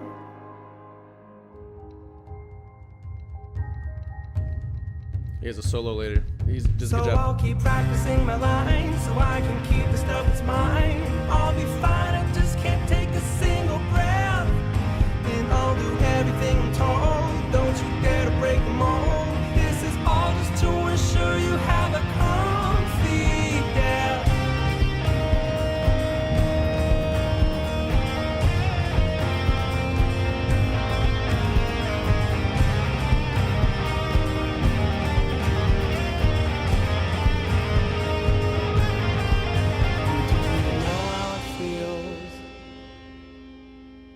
To look to the sky, to scream to the void and get no reply.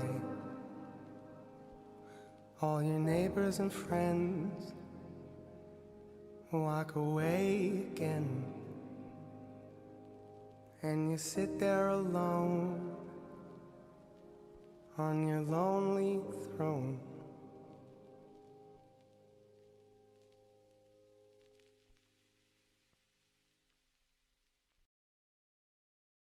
Yeah, sorry. I got a little scared. You know that mother can shred some classical sauce. My mom? Yeah, she definitely can. And it's talking about your mom? This is, I gotta, I feel like every stream I mentioned Falcon at one point. This is Falcon's favorite song. And please can I can only come so many times. A comfy death. I'm sorry, yeah. That one's definitely a little bit about like, how you're just supposed to like get a job and get a 401k and make sure you have benefits and retirement so you can die, and that's like a lame way I feel like to live your life. So that's what that's about. The comfy death line. I wonder, told me so long. So a lot of older movies had like songs in them, and sometimes the songs would be written for the movie, or it would just be a popular song at the time, and then like one of the characters would sing it, not in like a musical way or a kids movie kind of way, but just in a more organic, like music was more present in a natural way in like the 50s 60s. So I tried to make a song that could have been in like an older movie in that way, and that's what came out here. So let's give it a shot. I tried to do a whole like old movie style thing with music video. Ben filmed this music video. I always feel silly doing music videos, but I felt like this one had to have one because the vibe I was going for was so specific. So let's check it out. And Ben did a great job. So thank you, Ben.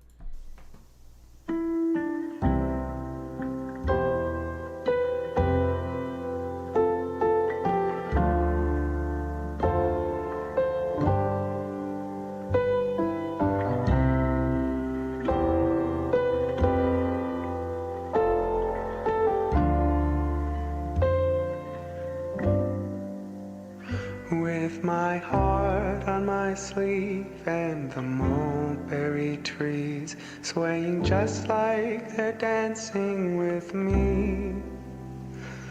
Oh, the chip on my shoulder I'd long shaken off. Suddenly it's so easy to breathe. So come to the show and see all the sounds. Hear painters painting in colors so loud. Let's dream up some pictures of places we've been and tell all our friends that we'd go there again.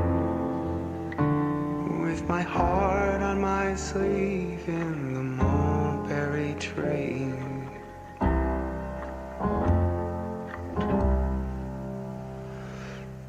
Autumn has gone, winter told me so long, and now spring has just sprung like my spirit has done, drinking up all of its sweet tasting skies, looking forward to summer's warm skies, waving high. Throw out your senses of right, wrong, and you. We know what's best for what's true and untrue. So brush off the worries you feel so weightless, a weight that pulled down so you couldn't reach greatness. Autumn has gone, winter told me so long.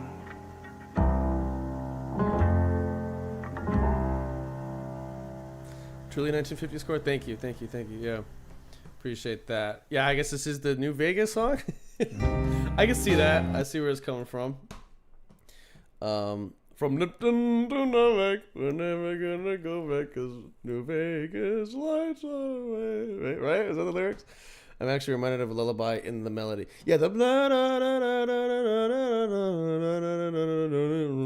that's another idea that gets used. Like that's not the first time that melody has been sung. That's like one of those melodies just kind of in the air, like the Gen Z song. But yeah, no, it's okay. It happens a lot in music, and you don't you notice it from time to time, but it happens more than you think because there's only 12 notes, and so naturally, ideas will get used a lot. I tried to, a little bit of a children's song vibe, definitely. No, I appreciate that. Not in a bad way at all. What a time to get an ad. I don't know. I'm sorry. Yeah, it's definitely lullaby-esque, very calming. Grave Mistake. This one's cool. I think definitely a slightly different sound. It's still within my vein, but slightly different.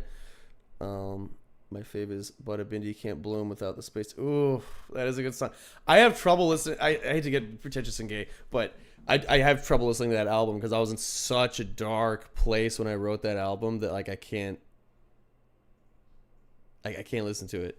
But thank you, Harry. I'm proud of that album, but I can't I can't listen to it. It's weird.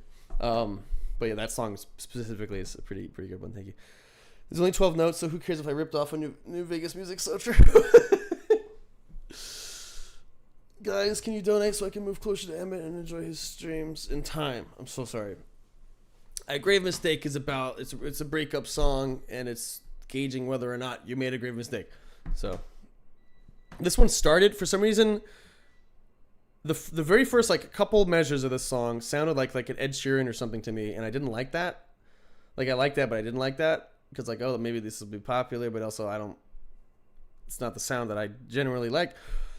So it starts the chords, at least in the melody, start very pop-esque, but then I turn it into a completely different direction because I didn't want it to be like that. So, but I think I got a cool sound out of it.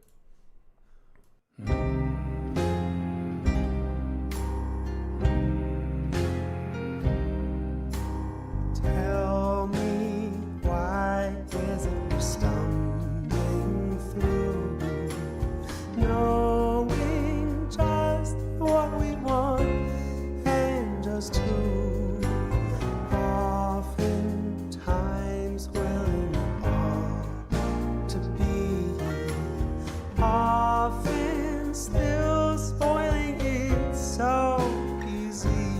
The blinding eye of victory had promised me, but I guess we're all a self-fulfilling prophecy. But I know I can forge ahead with all it takes, but maybe I made a grave mistake. Maybe I made a grave mistake.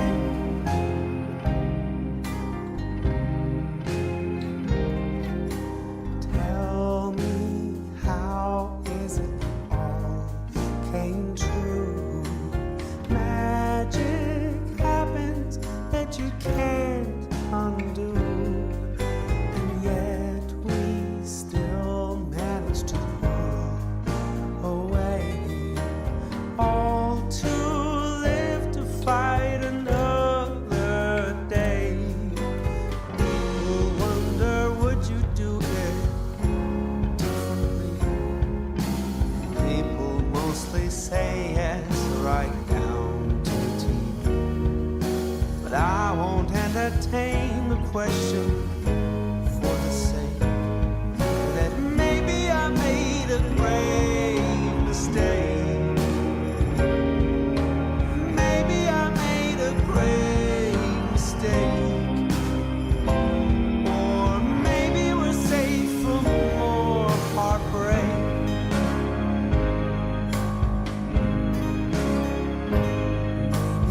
Maybe it saved us. Maybe it saved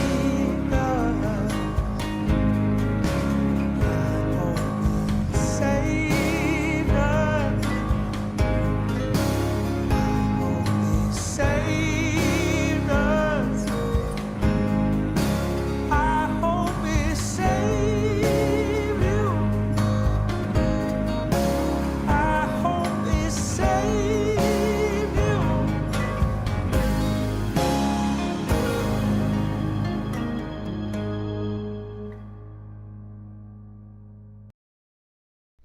Thank you, Hobbs. That was a kind comment. Yeah, she actually, I don't think so. But that's all right. I'm cool with it.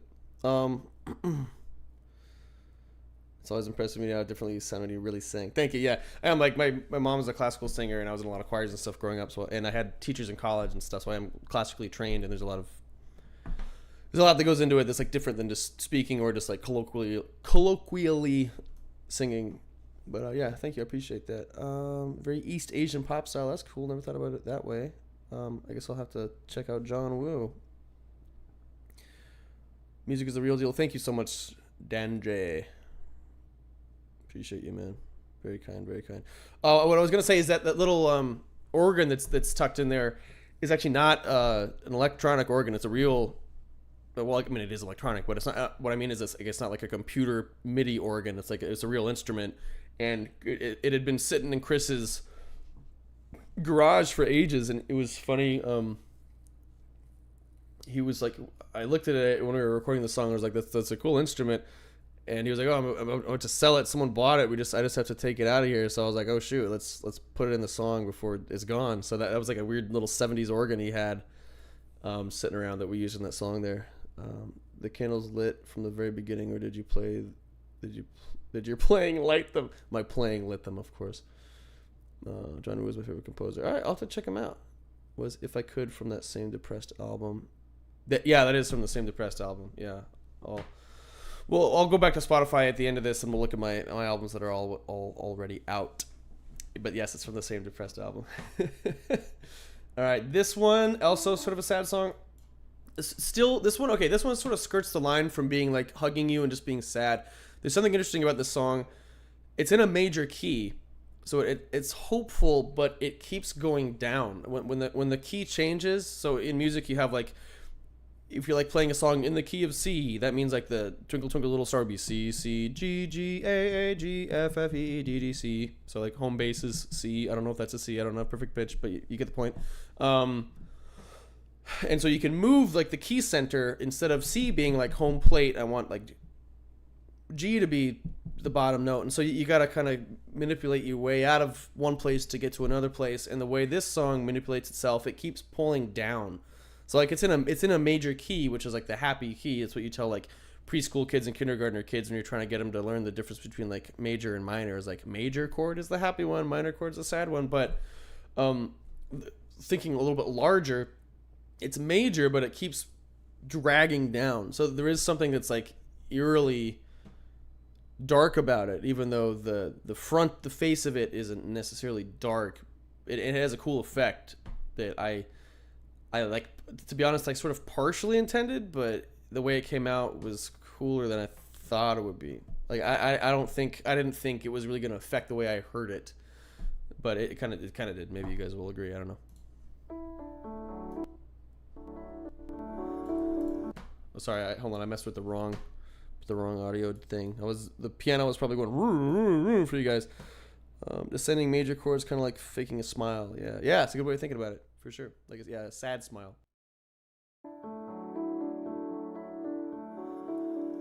There's a place where tiny things like memories and golden strings are quietly and delicately spared. They're tucked away for rainy days and dreary dusks. I know they must reside there.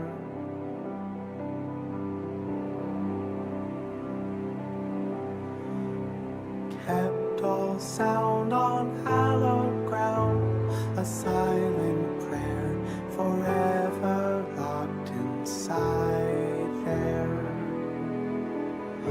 With a lonely whisper out the window, silver moonlight reaches in low through the trees to touch your pallid hair. And in the silent moments after idle things, and just before what fate may bring, I've ceaselessly kept you there. I've kept you there.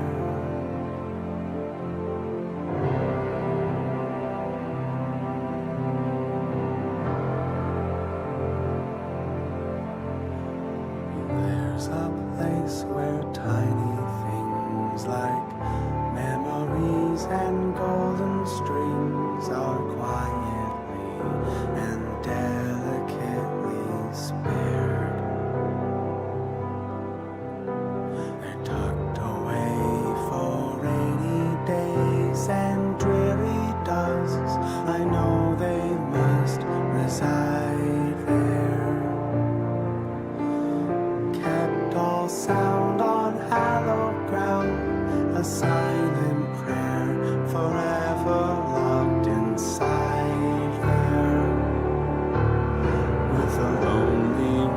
burn out the window. Silver moonlight reaches in though through the trees to touch your patterned hair.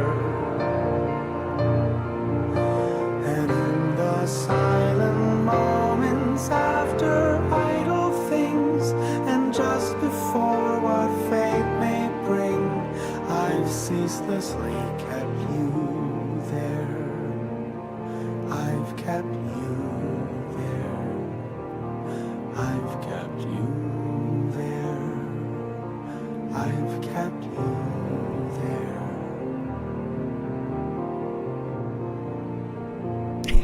Harry, you're coming. You're coming. Crack me up, dude. Oh. Disney Renaissance vibes. That's cool. I like that. How long did you have to wait to film this? Actually, kind of a while. It's a good point because, yeah, it barely rains in Arizona anymore. It's like the second it rained, I ran out there, filmed a bunch of the shots in the house, and then, yeah, it was actually kind of hard to film that part. And thank you. I like that shot, too, of the mural of the sunny day, and then it's cloudy above that. I thought that was cool. But that was kind of hard to sync because I had, and yes, Cosmic Doorstop, to answer your question, as a good rule of thumb, if there's a mic in front of me, then what you're seeing is actually me singing it. Like when me and Brandon were in the studio and I had my piano and he was guitar, like that was us actually singing it, what you saw. But if I'm outside or something and I'm just walking around and there's no microphone, if I'm outside at all, I'm not really singing it. I'm lip syncing it. And certainly for that, yeah, if I recorded out there, you just would have heard, and you know, it was like there was a lot of lightning that day and it was extremely windy and it was like I had a hard time. I used my phone. My phone was just on a rock. Actually, it was just leaning against a rock, and I was afraid it was gonna blow away. But yeah, no, it's cool.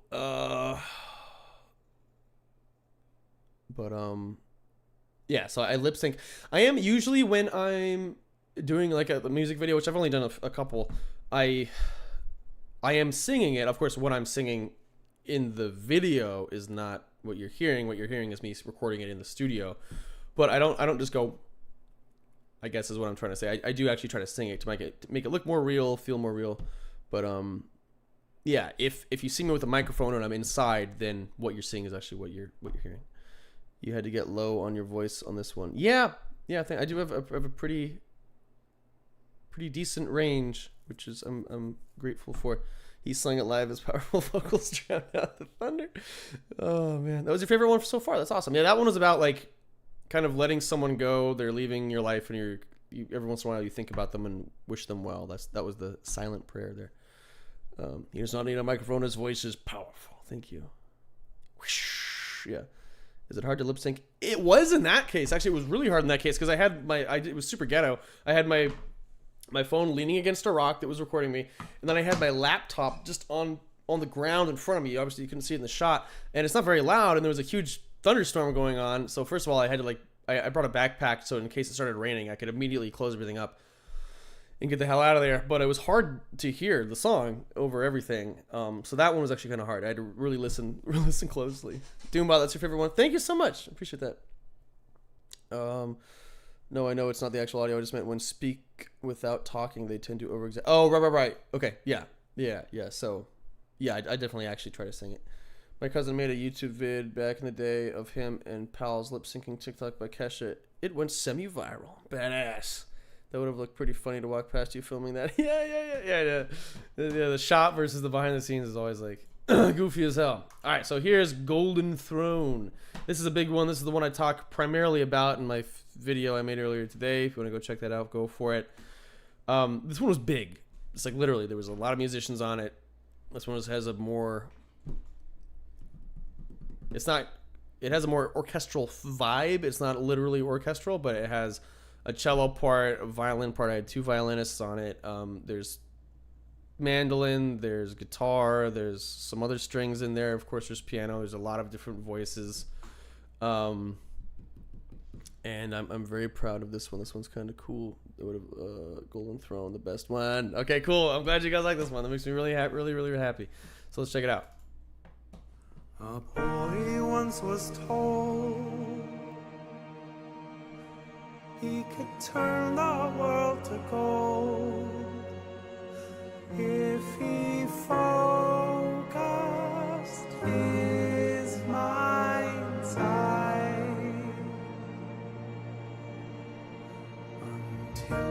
fateful day,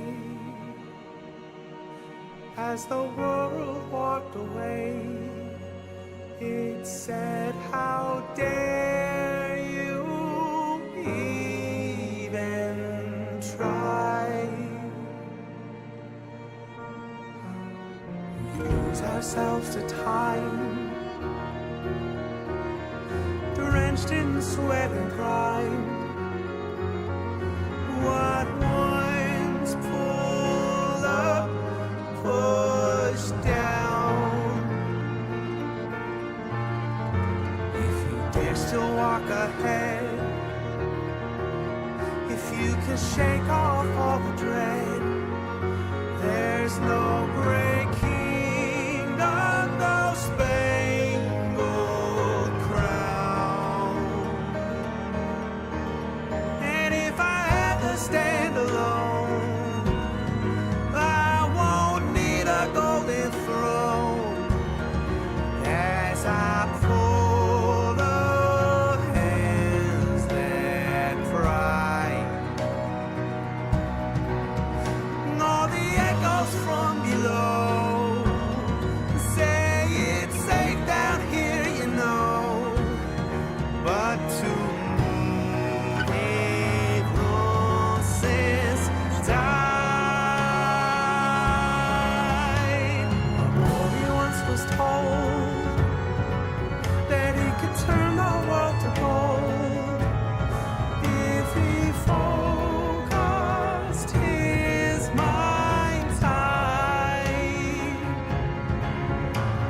Until one fateful day, as the world walked away, it said, how dare you even try. It said, we lose ourselves to time, we're drenched in sweat and grime. What once pulled up, pushed down. But if you dare still walk ahead, if you can shake off all the dread, there's no breaking on the spangled crown. And if I have to stand alone, I won't need a golden throne as I pull the hands that cry. Oh, the echoes from below cloud within their own shadow as I rush ahead and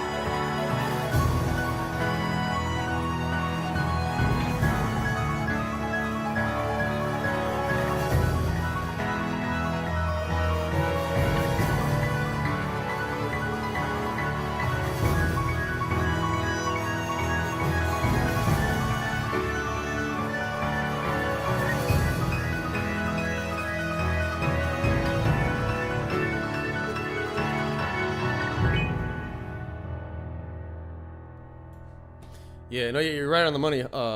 Hobbs, is it Hobbs? It's definitely the. Oh no, I'm sorry. Gwendolyn said that the most technical song musically. Yeah, definitely is. It has the most parts, it has the most thick part writing, and thank you, I appreciate that. And what's so ironic about like going to school for composition is that you learn all the stuff about how to write for an orchestra, and then probably only 1% of the guys that graduate with a composition degree will ever get to write for an actual orchestra. So it's like super sad, but that's sort of a taste of orchestral writing. So thank you. Because yeah, it's all these different parts working together, and it has to be one driving force, but obviously still separate parts. The ending to a song from an Elder Scrolls game, I appreciate that. Yeah, that one's definitely magical. Someone described it as a wizard music, which I think is also fucking cool. I'm cool with making wizard music. You do all the composing too? Yeah. Yep.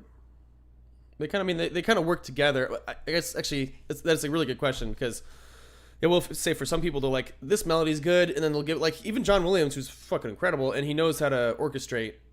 A lot of composers will, even though they're called the composer, and he can't sit down and write for multiple parts and orchestral stuff, but he'll take melodic ideas and he'll give them to an orchestrator, who then takes that idea and makes it sort of come to life with a bunch of different instruments. And that's what John Williams' orchestral arrangements are so impressive, because it's not just him. He has an orchestrator too as well, whose job it is specifically just to, like, what can I do with all these instruments that will best, propel this idea forward. And so, but yeah, as a composer, you're supposed to be able to orchestrate your own stuff. So composing and orchestration, they're very close, but slightly different concepts. It's strange. The piano was a bit try hard at the end. I'm sorry. Harry, I'll do better next time. I no longer remember the musical terms to really respond to the musically beyond the chords were cool. Thank you so much. I really appreciate that. All right, so we're at the last song now. This is the one. Was it Sponge who was saying you liked my more gritty vocals? I went to look like I've passed away there. That's my death mask. But I went to Jet with Ben, that old Australian band, who had a lot of big hits in the mid 2000s. And obviously they're sort of like a rock band, right? So their vocals were more, oh, thank you, Toxky, thank you so much. I appreciate that, man. I really appreciate that. Their vocals were more rock-esque. You're sort of scraping the break in your voice. When you're classically trained to sing, that's like a big no-no. You're not supposed to do that. With classical, the big thing is like a pure tone. You want the purest form of the note coming out of you. With rock and a lot of that stuff, it's almost the opposite sometimes, right? Where you want it to be a lot of friction with the note. And I recognize that sort of singing style might work for parts of this song, so I definitely went that route with this song. And that's all thanks to Ben, because he took me to a Jet concert, and I was sort of inspired by his performance. I wish I could do more for you, son. No, you're doing great, man. Thank you so much. So yeah, if you become a member on YouTube, I'm assuming that's where you become a member. You can get extra, just me doing this, but more so, really. So if you're that interested, I really appreciate it. Otherwise, you're just supporting me, and that means the world. So thank you so much. I just imagine the students graduating with a composition degree like those turtles that are born on the beach and make the dangerous crawl to the ocean. The lucky ones, that's a great way of thinking about it. It's so sad. And it's such an archaic concept now. Composition is it's not even offered at the college that I graduated from. It's not offered at University of Arizona anymore, as far as I have heard. And when I did graduate, I graduated with like 5 other people. It was all the composition graduates, there was like 5 of us. So it's a dying art form, but I think it's super specific or super important. And it, like, I do consider myself a singer-songwriter as well, but the knowledge base that classical music gives you really helps, I think.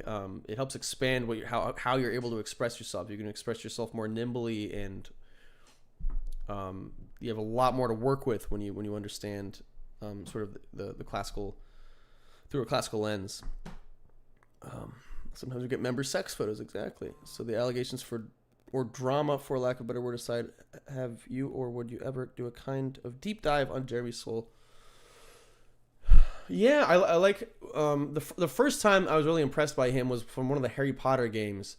He wrote the music for those Harry Potter games that came out alongside the movies, and I think it was the main theme to the Chamber of Secrets was really cool, and I was like, "Whoa, this guy's cool." And then later on, I heard him in the Elder Scrolls, and so yeah, he'd be cool to look at. Jet is the dude who sang the song from Spider-Man 2 when he was torn between being Spider and being man. Yes, I think that's him. All right, let's listen to this last tune. It starts out more mellow like my other stuff, and then it gets a little bit more rockish. Someday I'll build the home that I keep seeing in my sleep. Come and dream with me. And I know it's sometimes lonely being everyone's black sheep. You can take it out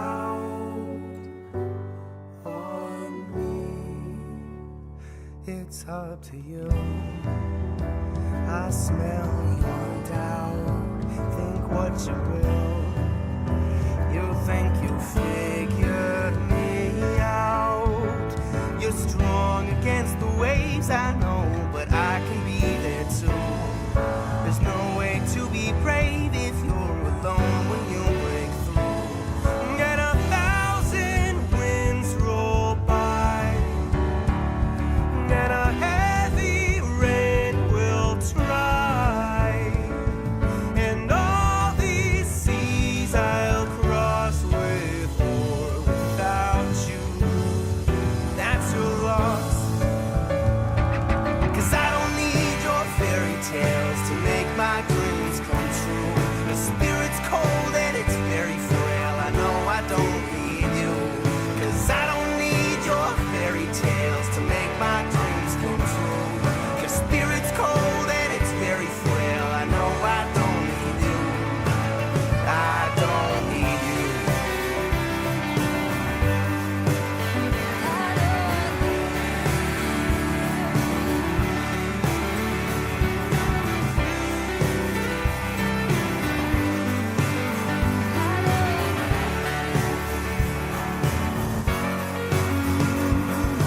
Pins and needles, how do they feel now? This pain's real, it's your powerful gods allowed. And 1,000 winds roll on by, and a heavy rain will try. You're wise yet wooden, you're artful and uninspired. Your bright eyes blinded, celestial feeble mind. And all these seas I'll cross. If it's without you, that's your loss. 'Cause I don't need your fairy tales to make my dreams come true. When your spirit's cold and it's very frail, I know I don't need you. 'Cause I don't need your fairy tales to make my dreams come true. When your spirit's cold and it's very frail, I know I don't need you. Yeah, I don't need you.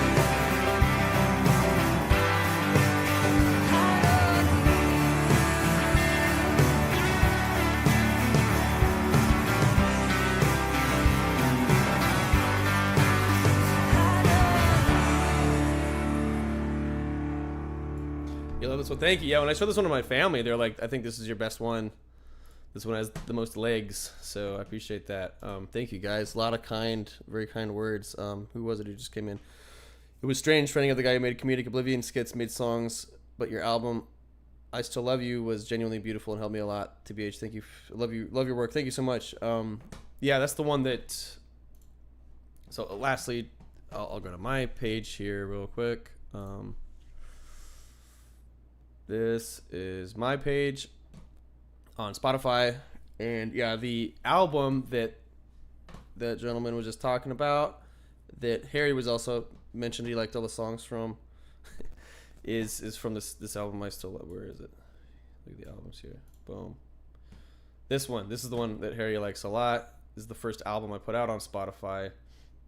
It's got If I Could, She Carried Me So Far, Dark and Empty Space, There Under Lies the Light, I Will Wait For You. Okay, so it's got all those. That is a pretty damn good album, but yeah, it's like I was in such a dark place. I wanted to end it, you know, like I've never been like that before in my life, so it's like it's hard to listen to that one. But I'm all good now. And then this one, this is the first thing I ever put on. Well, no, I put some crappy piano stuff on Spotify, but I don't know if I took them down. But this is the first single I uploaded to Spotify. Don't worry about the The album cover, I made it in 2 seconds. And I actually made this one for a project for college. And so that's why I made that the album cover. I just thought it would be funny. I thought I was cracking up thinking about how I would be submitting that to my professor. And so that's why that's that. Because I just thought I was fucking immature, and I thought that'd be funny.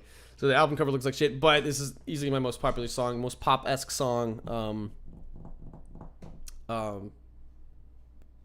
Check it out if you please. But yeah, so I did the single, then this is album 2021. My initial plan was to have one album out a year. I did that for a while. This one doesn't really count. So I have 2021, 2022, I did Healer, also 9 songs. This one's got some good stuff on it. Brianna Barnhart, who used to sing a lot of my stuff, does You Can't Look Down on Me. That one's phenomenal. This one's also on YouTube. She does a fucking amazing job. What the Lord Had Made, that one's also pretty popular, as you can see. Heart Open is very Bright Eyes sort of inspired. And there's some other good shit on here. Blinds is cool.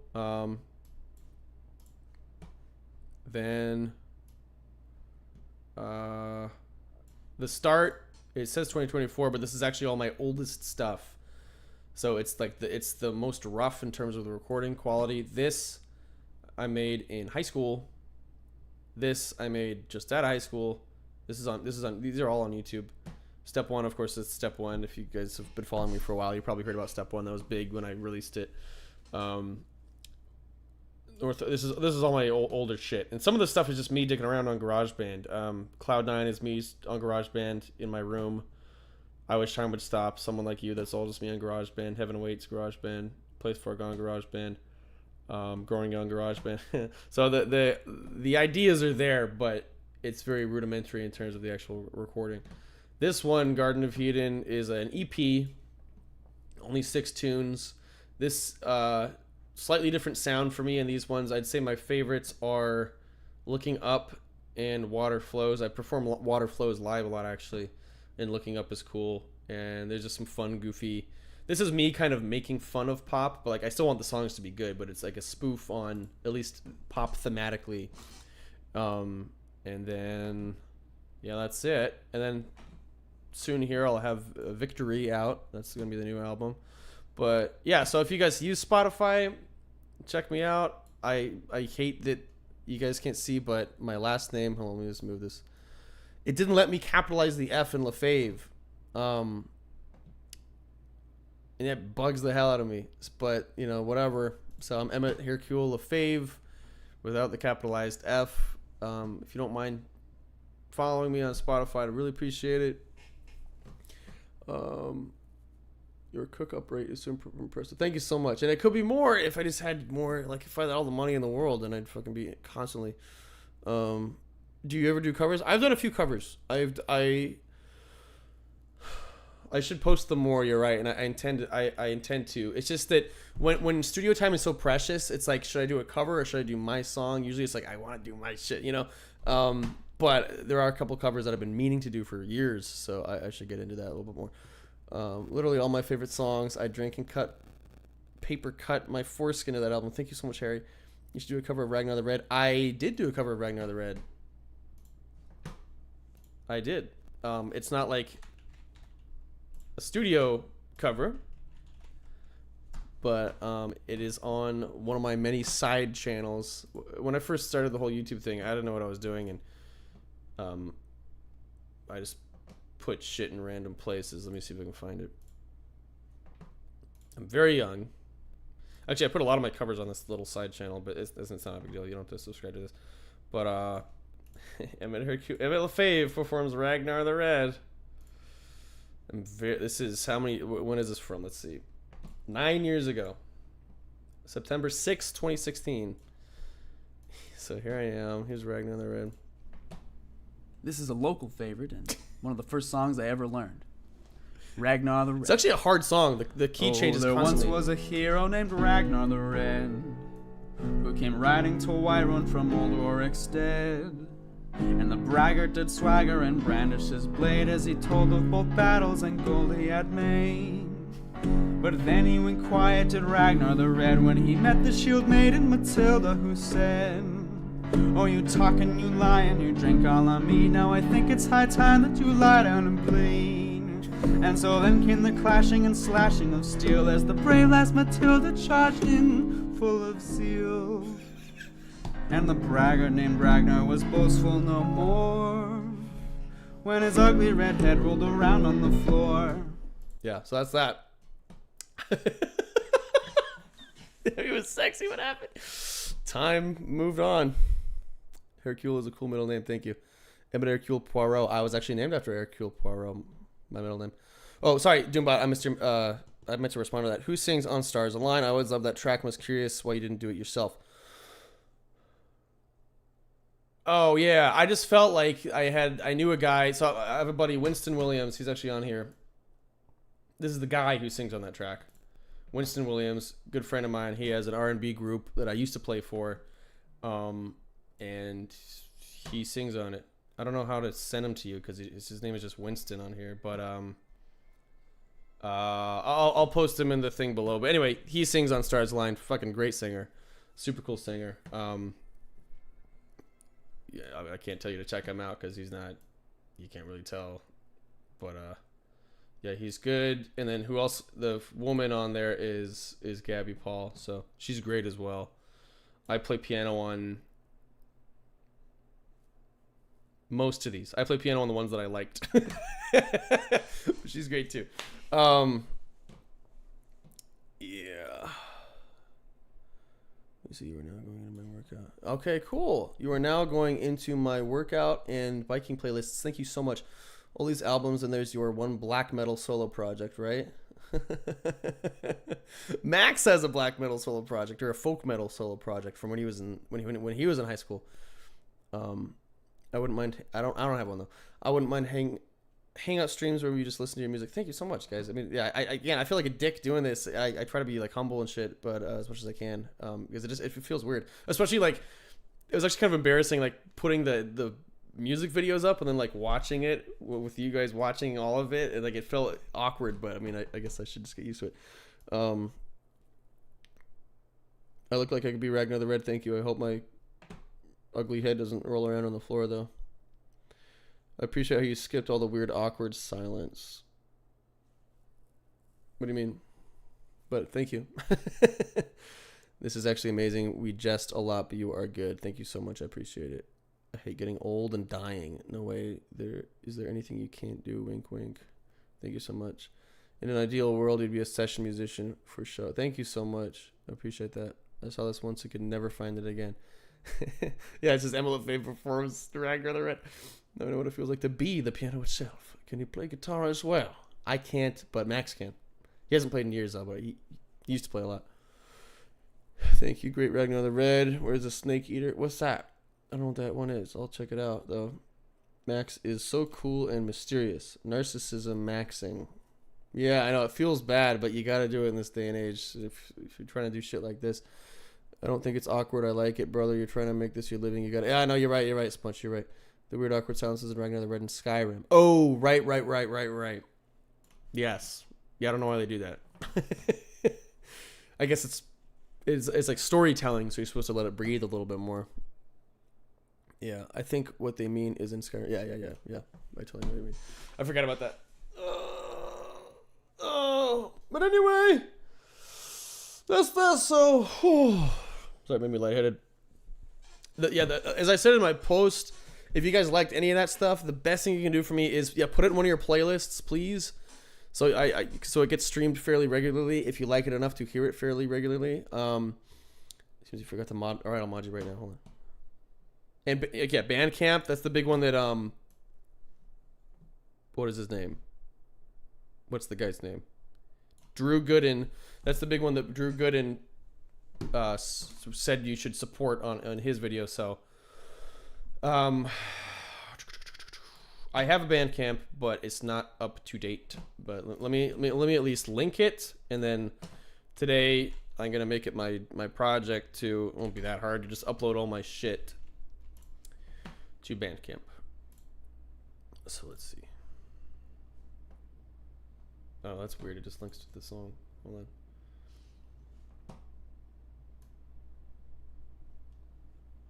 All right, for some reason, the URL for my Bandcamp page is the most recent song I had uploaded to Bandcamp. So it's Easy Street. Oh, that was when I was trying to form a band with a couple of people. We called ourselves Easy Street. So it's easystreetofficial.bandcamp.com. What happens if you just take out the track information? Oh, it automatically adjusts to it. So anyway, here's my Bandcamp. It's super outdated, but I will fix that later today. And yeah, you guys can buy tracks for like $1 or whatever.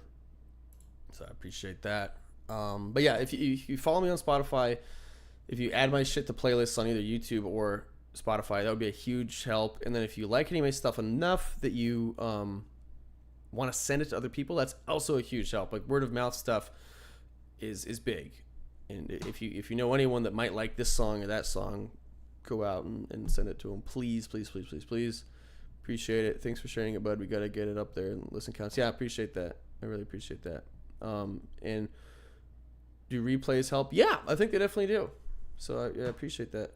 If you could. You've never used Spotify, but I might try it. Thank you. I mean, the views are coming for you. Oh, no, you're mod. All right, I'll give you mod right now, okay? How do I make you mod?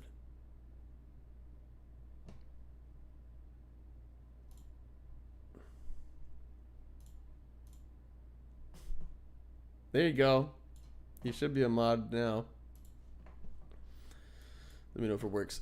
But anyway, yeah, thank you guys. I appreciate it. I do typical whiny Euros, but this is my main thing. I mean, I'm as a lot of you guys probably are. I'm creative in a lot of different ways. I've done obviously our skits and stuff, and I've written little scripts and novels and shit here and there. But like the music is definitely like the core and the main thing. So if you guys liked any of what you heard, and I have a lot more stuff, obviously all those albums on Spotify, and most of the music that's on Spotify is also on YouTube in playlists. I think I have a I Still Love You playlist on YouTube.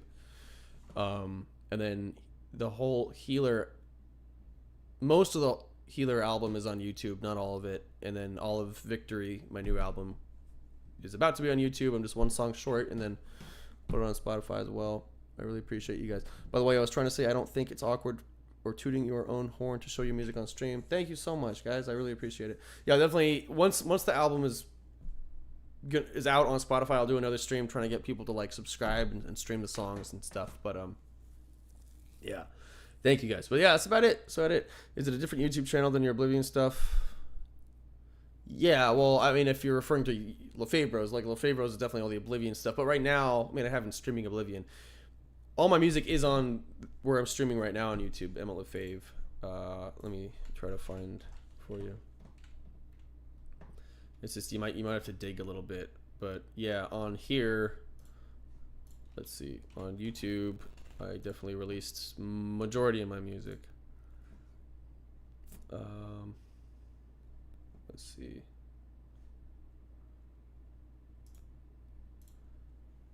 One second, sorry.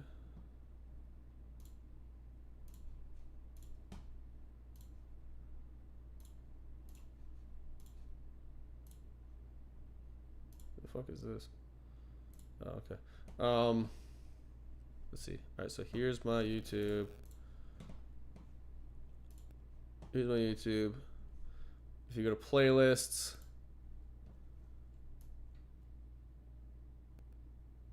this. It's kind of hard for you to see that, but the one that's called the set list is a bunch of covers that I was gonna do live with my friends that never ended up happening. Emmett Lefebvre. Spotify is so when you release shit on Spotify, it automatically makes a YouTube playlist or a YouTube channel for you. So I have like this automated YouTube channel, so you can actually listen to all the Spotify stuff on YouTube. I forgot about that. It's right there, Emmett Lefebvre Spotify. Introductory. Don't worry about that. This is some of my dad's shit that I was compiling, but he's on Spotify as well. These are my Street Fighter tracks. That's just for fun. Victory. This is the new album that we just listened to. Greatest Hits is the stuff that seems to be most popular. This is all just nerd shit for me. This is the Elder Scrolls tracks. This is the album that Harry really liked and some other people really liked. Original ambient is most of my pretty ambient piano and otherwise type stuff. Anchors Away Baldy. This is when me and Baldy used to play Sea of Thieves, and we'd play this we'd play this playlist as we played. Hem is the band that I really like that I mentioned before. These are Oblivion skits for whatever reason. This is like instrumental stuff, kind of, I guess. So it's pretty old. I don't usually throw stuff in that playlist anymore. Covers, obviously this first cover here is a joke and from high school, but I guess I have 6 covers. I don't know how serious a lot of those covers are. And then original songs is in the corner there. It seems like I gave up on that playlist too, but yeah, it's most of it's up here. And then obviously if you go to my videos and stuff, you'll see a lot. You'll see a lot there. Yeah, I've been doing a lot of the Street Fighter shit lately just for fun. It has been a good exercise for me. And if you become a member on YouTube for just $1, I did a recent members video about the Street Fighter tracks and sort of my thought process behind them. And I have a few, not a lot, but a few of the live performances that I've done on this channel as well. But yeah, you can just scroll through and see it. Chris Logue, thank you so much. Love you. Yeah, by the way, I was trying to say I don't think it's okay, cool. It's different. Is it different YouTube channel? No, we just talked about that. Great. What channel is the young sexy Emmett? That one's called Easy Street. Let me see if I can find it again.